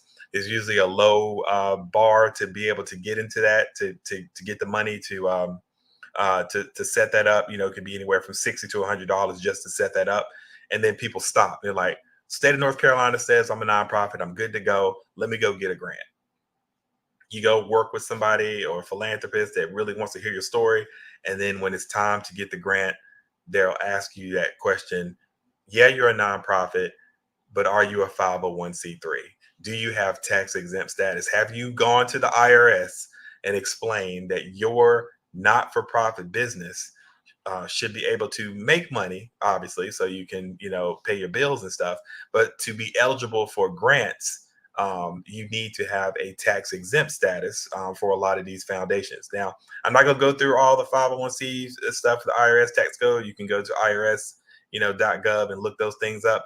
But typically people set up nonprofits as charitable organizations, and those are termed 501c3s. And they have very specific things you can do and some things that you can't do. Some folks set up a nonprofit private foundation because they've got a chunk of money and they want to get the money out. That is still a 501c3, but a private foundation versus a public charity. Sometimes people are doing that paperwork on their own, and they click the wrong button and set up a private foundation because they've heard people say the such and such foundation, or your favorite athlete, or somebody that you really admire has a foundation. And so you think setting up a foundation is the right way to go. And if you are a public charity that wants to be able to take in grant funds, that private foundation status is not going to help you. It actually will take you several years to get out of. So make sure if you are starting a not-for-profit social enterprise entity, that you are making sure, if you're working with someone, that they are setting you up as a public charity if you want to be able to get money out and to be able to receive money. There are other classifications that I won't go into, but just make sure you know what's going on. Popular things that we hear from funders, if you are working with folks in philanthropy, at foundations or at the corporate level, you hear a few things. Your social enterprise nonprofit needs to have a program that drives your mission. We need to know what your programs are. You need funding to support those programs. You need networks to support the funding and the programs. And then your leadership has to understand and support all those things above. So foundations, folks that are, trying to make sure that those funds are getting out to the most people. They want to see that you have clearly articulated programs. They want to see that you have sustainable funding, all the while you're asking them for money. And then they want to kind of know what your networks are. So those are some of the things to kind of be thinking about. Other things for folks who are watching and listening and have started a nonprofit or thinking about starting a nonprofit, or I guess it's the folks who have started a nonprofit and kind of looking for funding outside of donations and those type of things, or in-kind gifts. Here's just a few things that I just want to make sure that you kind of know to kind of think about. When you go talk to people, whether it is somebody that has a lot of money that you may want to donate that money or gift you the money, or if you want to go to a philanthropy partner, someone who is a grant maker, a lot of times they like to see that you have some financials. Now, if they're not super solid, you need to figure out and get a coach to make sure that they're clear at the very least. They don't have to be super intricate, but you need to have some solid idea of the money that's coming in, the money that's going out, and some forecasting. Hopefully you've got 2 years worth of financials to share. Hopefully you've got the financials that are current for your fiscal year that you're in now. And then what are you looking at and projecting out for 2 years past that? So you're looking at 5 years of, if you have it, or if you've been doing the work long enough, they want to see a little bit of like what's happened in the past, where are you today, and then where you see yourself going. You have to be very clear about what you need to maintain to expand the programs that you want to do. If you don't have enough funding to do it, then you need to be really thoughtful about that and be really clear and transparent about it. Think about 3 or 4 other organizations, other nonprofits, other social enterprises that you really like. Look at their websites. Think about what they do. Write down all the things that impress you about that organization, and you'll be surprised how many of those things you'll put your own spin in when you create your own model. If you are in a nonprofit right now and you are struggling to get funding, think about, we're at the end of 2023. A lot of times there are corporate places, Food Lions, Walmart. If there is a plant, Nestle or whatever it is in your town that has some corporate philanthropies, start asking these businesses, if you have some relationships with for-profit businesses, do they have a foundation that does any philanthropic work? Set a funding goal for the end of the year. Let's say that you think it's perfectly realistic to raise $2,500 before the end of the year. Go tell some of those corporate philanthropy people that's what you're trying to do. Tell them your mission. Talk to your board. Talk to the people in the community. See if they can help you with $5, $6, $10, whatever it is. If you can get, 100 different gifts of $1 to $2, $4, $5, that's 100 more people that know about your organization and will spread the word. And you never know what money may come from that. If you have board members and you are working in a social enterprise and you have board members, let's say you have 10 board members, See if you can get those 10 board members to talk to 10 people to make some type of contribution. It doesn't matter how much it is. The goal is to get the word out and to let people know the value of your organization, because you never know when somebody is talking really great about you and you're not in the room. Next thing I want to say, and I will try to zoom through this as quickly as possible and not bore you guys, and I'll definitely have slides and information I can share in the future, or right after this. But another thing that struggles that we see with some of our nonprofit social enterprise partners are 5 key things that I want to lift up and talk a little bit about some of them. Leadership. People get burned out. You can't do this work alone. You're not going to be successful doing this work alone. It can't just be your baby. A nonprofit really belongs to a group of people. It doesn't really belong to one person. And it can't be, at least I would recommend, it can't be one person's vision. It should be a community's vision. So succession planning is really important. You're going to do the work for as long as you can, and then somebody should be ready to step in to pick you up and to support you so you don't take on all this on your own. You got to be thoughtful about your communications and marketing. Every business has a budget or is thinking about a budget to do communications and marketing. It doesn't make sense for you to have a not-for-profit organization and not have money set aside for communications and marketing. How can you get the word out? If you do run into some income, the way to sustain that might be dedicating some of that income to making sure your website is robust, that you have a newsletter, all those things. Make sure your back office operations look good. If you need to, if you belong to a church, if you have a valued mentor that can help you with that, if your board members have particular expertise, you've got to get your back office operations straight. The last thing that's connected to that back office operations is thinking about financial health and sustainability, which I'll talk a little bit more about. At NC100, we really feel that we are doing social enterprise for impact. We've got a small but mighty team. In Rockingham County, we did some analysis over the last few years, and we were looking at the value of Black-owned businesses, whether they were nonprofit or for-profit organizations. And we were looking in our county, and we saw a huge disparity between the businesses that were owned and operated by folks who identify as white versus the ones that of all the businesses of color, and in particularly Black ones, were falling behind. So a white-owned business, the average value is about $366,000 in Rockingham County. In the United States, the average value of a white-owned business is about $670,000. When you look at all businesses of people who don't identify as white in the United States, the average value of the business is about $180,000, $190,000.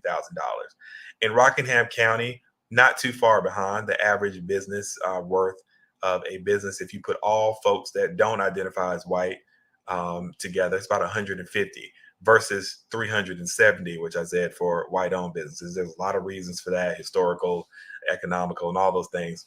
But when you carve it out and look at the value of the average Black-owned business in Rockingham County, $73,000, which is very in line with what the number is in the United States. The average value of a Black-owned business in the United States is $74,000, as opposed to businesses that are owned by folks in the mainstream, which is almost $700,000. And a lot of reasons for that, which I'm sure we have talked about in different sessions. Our team at NC100 has a whole bunch of different talents. There are folks who are very business operated inclined, like myself, but also with this social entrepreneurship and the social change model. We have folks that are interested in programs and kids and trying to help people with services. We have folks that are interested in our communities where English is not the primary language. We made it a priority to make sure that we have staff that are bilingual, that particularly speak in Spanish. And then we also have staff who are in that Generation Z space, age, to kind of relate, because we've got to take the best ideas from our Gen Zs to the millennials who are in their 40s now, and a Gen X person like me who's approaching 50, things like that. One more thing about NC100, just to give you a little bit of how we have positioned ourselves to be able to kind of be in both spaces, this kind of social change space, the community driven space, but also be really steadfast in making sure that people understand that we are about business, and businesses are, and nonprofits are businesses.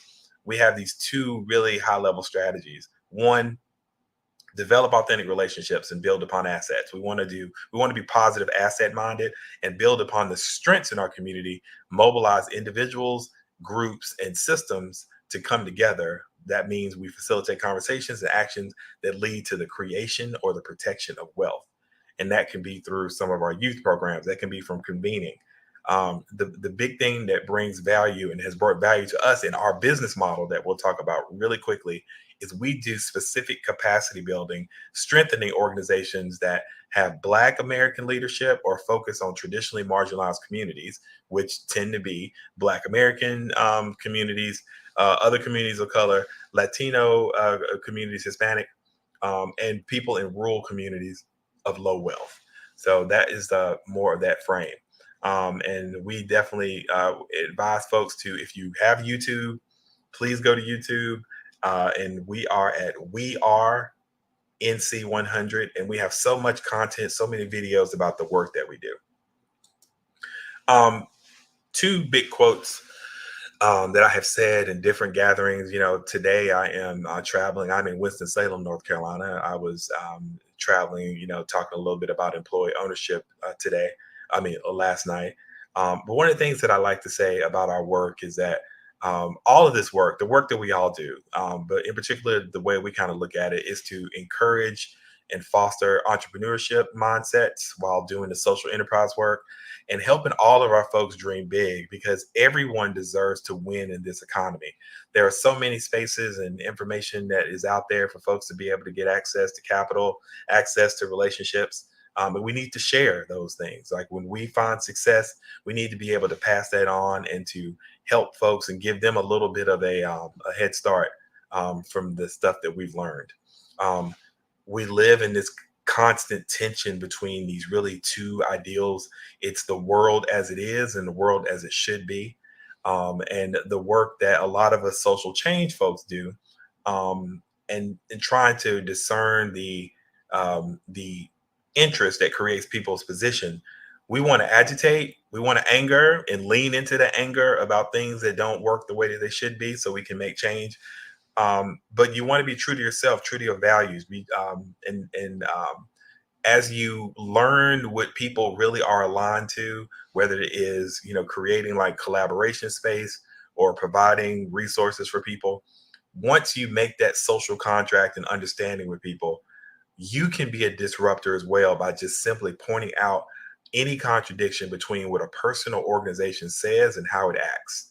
So if there's an organization that is benefiting on a reputation of being really supportive of all communities, and that's not exactly what's happening and it's making people suffer, it is incumbent upon us to point those things out in a way that has that person who's made that social contract and community be accountable.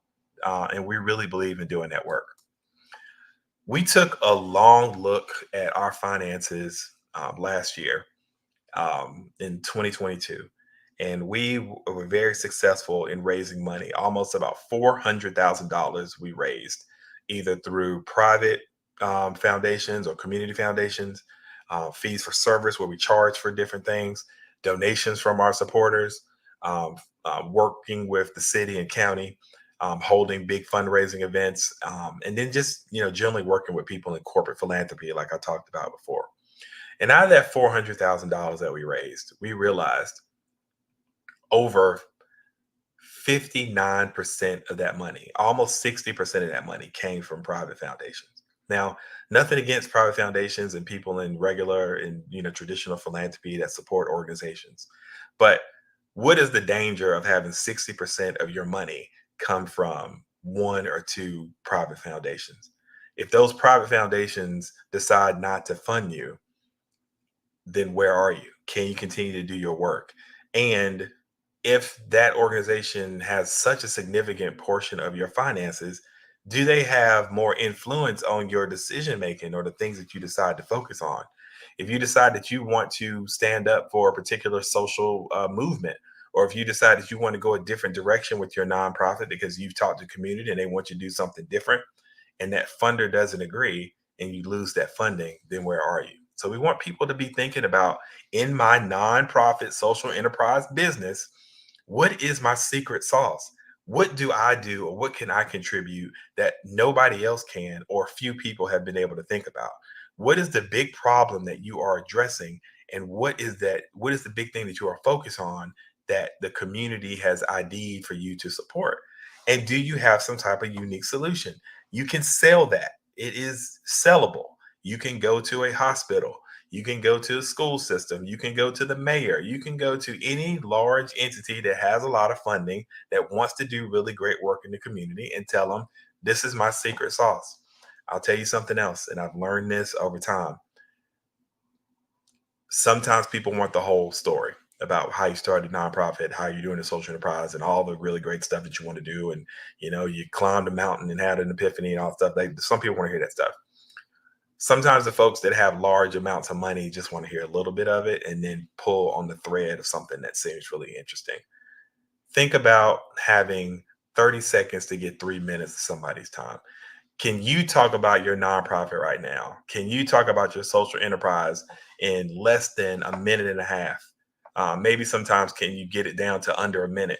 Can you you've heard this term about the elevator pitch. In a few sentences, can you tell enough of why you're in the business and why you need support that would get somebody to want to have a deeper conversation with you? So think about that. 30 seconds to get 3 minutes. What's the strongest information that you can share in the first 30 seconds of that minute conversation? So think about that. So we started thinking about that, what are the things that we do really well that we would want to kind of brag about and we want somebody to pay us to do? And we said, let's put together a one-pager. A one-pager doesn't have to be one page, but if you have some type of document that is either that you can send electronically or you have in your hand that you can hand to somebody in a flyer that explains to an organization or somebody that can fund you 4 simple things. The first thing is context. What's the context of your organization? Why are you doing the work? Make it really simple. I'm doing this because community said this, or I grew up here and we had a group of people and we said this. They need to understand the context in a couple sentences. The next thing they need to know if they're going to talk to you longer and give you money is, what are your large objectives? Not your programs, not every single thing that you do when you're in community and you feed people and you do this and give people coats. No, what are you trying to achieve in 1 or 2 sentences? We want to achieve this. We want to achieve that. No more than 3. High level. The way you do it is strategies and things that you can talk about later. But what, at the end of the day, what do you want to achieve by certain amount? Is it by the end of 10 years, 20 years, 5 years, 1 year? What do you want to get done? The third thing that you need to think about when you're trying to explain your information on a one-pager and you're giving people information or you set up your website is the methodology. How do you do it? Can you simply explain, we do this because we do, we want to, support, like I listed those 2 high-level strategies of our organization. That's our methodology, right? So C, context, O, objectives, M, methodology, and then B, what are the boundaries? You got to be clear. One of the things that nonprofits and social enterprise make the mistake of doing sometimes is they want to do 800 different things. They get distracted. They see this project, they see that project, they want to go here. It's like a kitten that sees a ball of yarn, or a child that sees a set of keys, or me that, if one football game is on, I can't, concentrate on one because I want to turn on my, Sunday ticket and watch 5.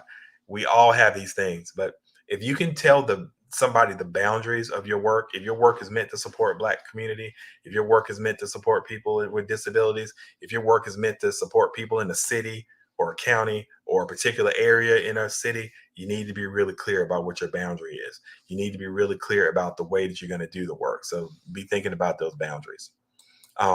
Your one-pagers have to kind of have your mission statement, a way for people to contact you, and why should they support you?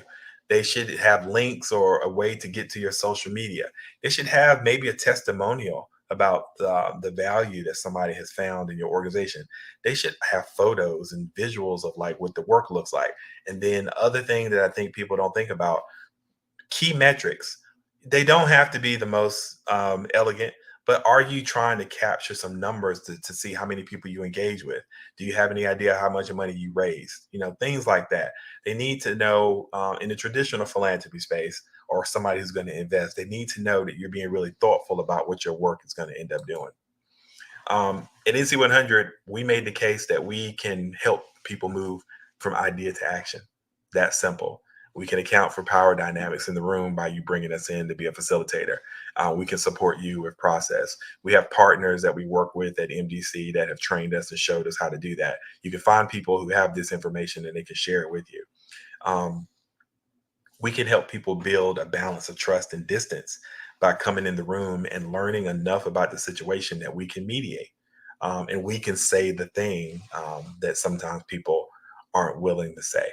I think another thing that we told people that helped us with our contracts is that we can allow you as a leader to truly listen and hear to your people. If you give us the information and we come into your setting and facilitate a meeting, and we work through some of those things that you guys have been having a hard time working on, that gives you some space to be able to contribute just as a collaborator. And maybe you build some more rapport with your staff if you have like a larger organization. One project that I wanted to talk about that built some value for us with a local health system. So again, I'm from Rockingham County. I grew up in a little town called Reidsville, North Carolina, which is about 15 minutes away from Greensboro. For folks, and I would imagine a lot of you are familiar with Greensboro, a wonderful city with a lot of Black history, Black home ownership and business ownership, and wonderful education. North Carolina A&T, Bennett, UNCG, A&T. It's like all the, just a really great place.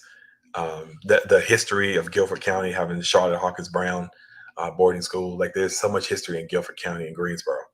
But there is a local health system there. They're called Cone Health. They operate in Guilford County, they operate in Rockingham County, they operate in Forsyth County. And we had an opportunity to make a presentation to them about a potential merger with Cone Health and another health system that was coming in, and it was going to bring in millions of dollars of community relations money and support.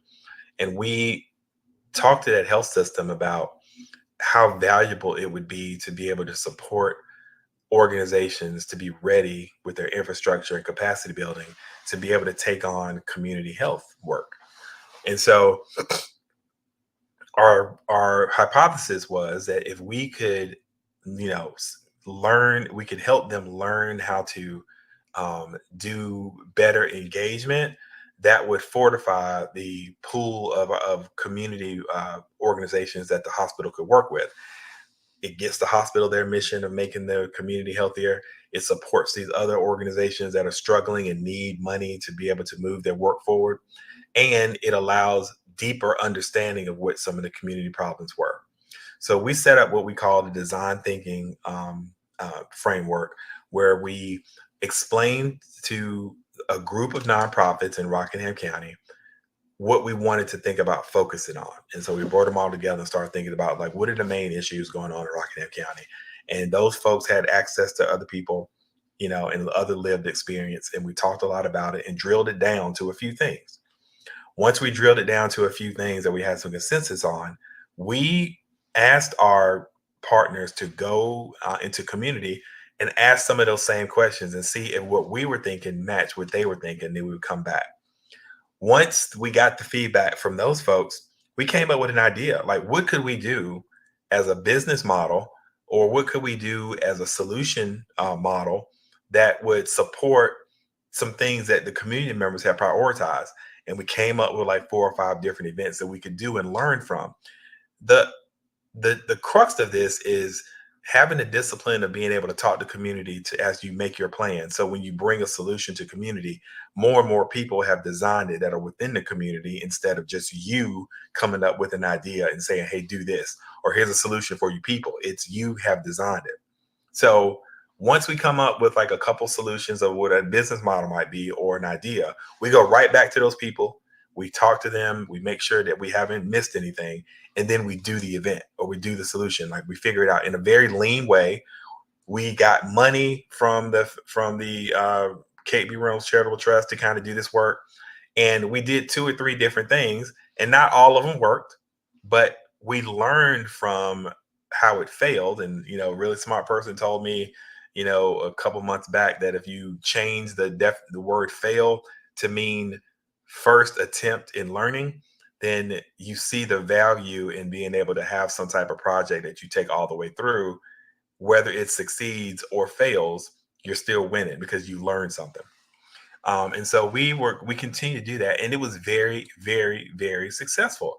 I don't know if we're able to show that video. I haven't seen anything here in the chat that says that we had access to it. So I'm assuming that we're not going to be able to show it. But I absolutely would love to have Dr. Kelly and the other folks here at the Expo be able to share that video, because I really, really would love for you all to see what that looks like. Oh, so you were able to get that up. Can we show that really quickly just so you see what that looks like in practice?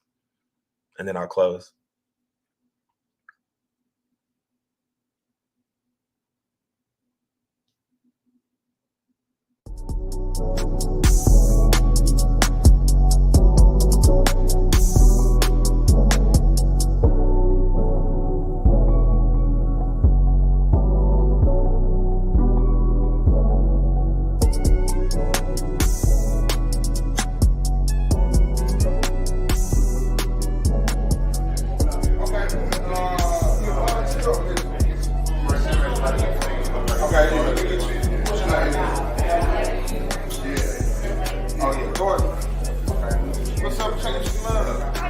I keep wanting to say that I know I'm not churchy, but I feel the need just to say that I hope you get all the resources that you need, because they need us. Our communities need us more than we can ever imagine, and I would hate for that to be a barrier for anybody in here not to be. On May 14, 2022, a combination of 40-plus leaders, community stakeholders, volunteers, mentors, and champions convened for a pilot of a unique and special conference. They call themselves the Cone Coalition of Like-Minded People. Like-minded towards liberation, fairness, and the idea that everyone in Rockingham County should thrive regardless of who they are or where they live. This 4-hour event was held on the campus of Rockingham Community College in Rockingham County, North Carolina, as a part of a design thinking project in partnership with Cone Health, MDC Rule 4. Several leaders convened from Rockingham County's nonprofit NC100. They came together to address some shared challenges and problems together while centering an authentic community voice, thanks in part to the grant funding from Kate B. Reynolds Charitable Trust, engaging in inspiration, imagination, and prototyping to bring this pilot to reality. The Piedmont Triangle Regional Council shared several job opportunities for the crowd to explore and share. Black-owned businesses were prioritized in hiring and supporting the collection of champions, to the food and snacks, to the folks trusting and documenting this event, to the child care provided by Headway Success Group. Forensics lab. So today is all about healthy mind, healthy body. And so we have the forensics lab set up, and so we'll have our display of our volunteers. So what they'll do, they'll get a chance to label. And of course, we have to have old school operation because it's just fun. Local facilitators led the county members through an in-depth work session about the importance of mentor and active volunteering. What's called Excelling. It's a non-profit organization, and it helps. Rockingham Community Champions of Faith and Public Service grace our community members with shared learnings on this amazing Saturday in Wentworth. Crystal Galloway served as a brilliant and engaging mistress in ceremony. Reesville Parks and Rec Superintendent Quentin Robinson delivered a starring keynote address. and Tango Moore of the Reedsville Area Foundation was honored, along with a side of honorees on our first Portia M. Paris Cone Coalition Champion Award winner, given in honor of her memory and legacy as a tireless advocate and torchbearer for the marginalized or underserved. Help us reach our goal to learn more about building and strengthening the relationships of those who support mentors, volunteers, and young people, especially in the ages of 12 to 22, building the community capacity to support those in need of training, resources, and storytelling, finding ways to create and maintain a healthier Rockingham County and beyond. Want to know more about the Cone Coalition? Contact NC100 via Facebook at NC100 or www.nc-100.org.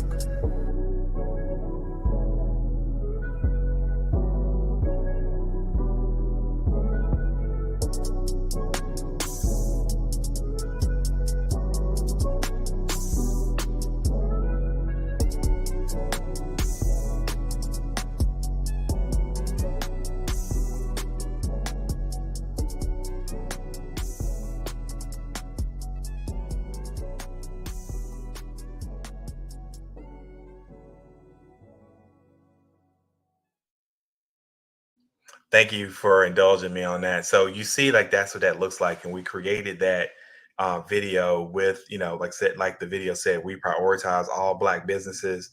We were able to pass through some of that grant money to support our community members and the people who made that recording of Black business that we definitely was shut out. We also did this work with a community center in Stoneville. And have been able to get fees for service for there. So once we kind of illustrated that that's the value that we could bring, that's not a grant. That's something that we provide as a business that we charge for. Now, that profit is not going to somebody's pocket. It's going to continue to support the work that we do so we can put on programs for free. Since then, we got a contract with the Rockingham County Health Department. We got one with Cone Health and CRL. So the big thing that I just want to lift up, and close, is that we went from having $10,000 worth of business that we did fee for service to almost $100,000 in 1 year, just from thinking about what do we do that other organizations can't.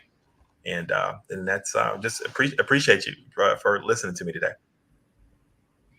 Oh, well, thank you so much, Merold. This has been a wealth of information, and we want to give you special thanks for being one of our sponsors. Now, I know you might have mentioned it before, but can you tell the audience how are we able to make contact with you? I think the best way is, well, two ways I would say. We have a website. It is www.nc-100.org. But what we rather is for this network of people, we would love you if you have LinkedIn. If you just type in NC100 on LinkedIn, that's probably the best way. I would imagine most people that are watching today are active on LinkedIn. Okay. And is there any thought or any closing remark that you would like your audience to leave with this evening? Other than being a proud sponsor of this, and I love what you guys are doing, really, I'm very serious about this. Nonprofit entities, the only thing that makes it different from an LLC is tax code. So you really have to be thinking about what's that financial sustainability model that I'm going to use to support my nonprofit. So when I go to a funder, I'm not going, hands clasped and begging. I'm going more of my hand extended for partnership. Well, thank you again, Merold, and Genius is Common, and I'll see you on the other side. Thank you. The Black Business Expo's mission is to raise funds for high school seniors going to college or K-12 entrepreneurs. This expo is a fundraiser for students. You may go to www.blackbusinessexpousa.com to donate to the scholarship fund or use the Cash App BBXUSA. Our goal is to give laptops and up to $5,000 to 10 students. Students can register online at www.blackbusinessexpousa.com. Every dollar counts. So we want to remind you to donate to the Scholarship Fund. We want to thank our Black Business Expo sponsors for October 2023. NC 100, First Atlantic Insurance Group, Moody Capital Partners, Suede Soul, 5-Star BDM Media, Hello LLC, Lotus Rich Coaching and Training, Carolina, Virginia Minority Supplier Development Council, Step Management, Barbara H.C. Smith LLC, Margie McLean Foundation Inc., Genius is Common, Earth Essentials, Milan Chennai Global, Executive Women's Success Institute, The Quality Coaching Company, Superwoman Business Services, Creative Force Studio, Lee Entertainment, Artistic App Design, Black Business Expo USA. Genius is Common, and I'll see you on the other side.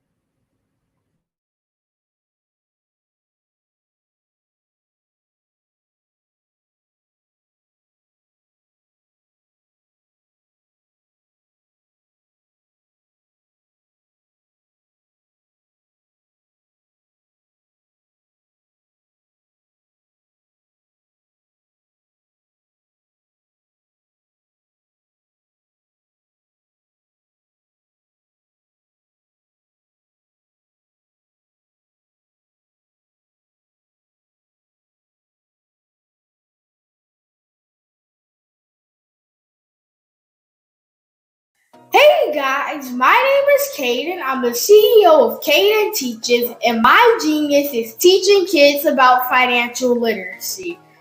Throughout my financial products, such as my financial flashcards, my activity book, and my newest project, my financial bus, which I bought. And on the bus, it has a mock bank where kids will learn how to deposit and withdraw money, a mock grocery store where kids will be able to learn how to have a family budget, and a mock stock exchange where kids will even be able to learn how to invest in stocks.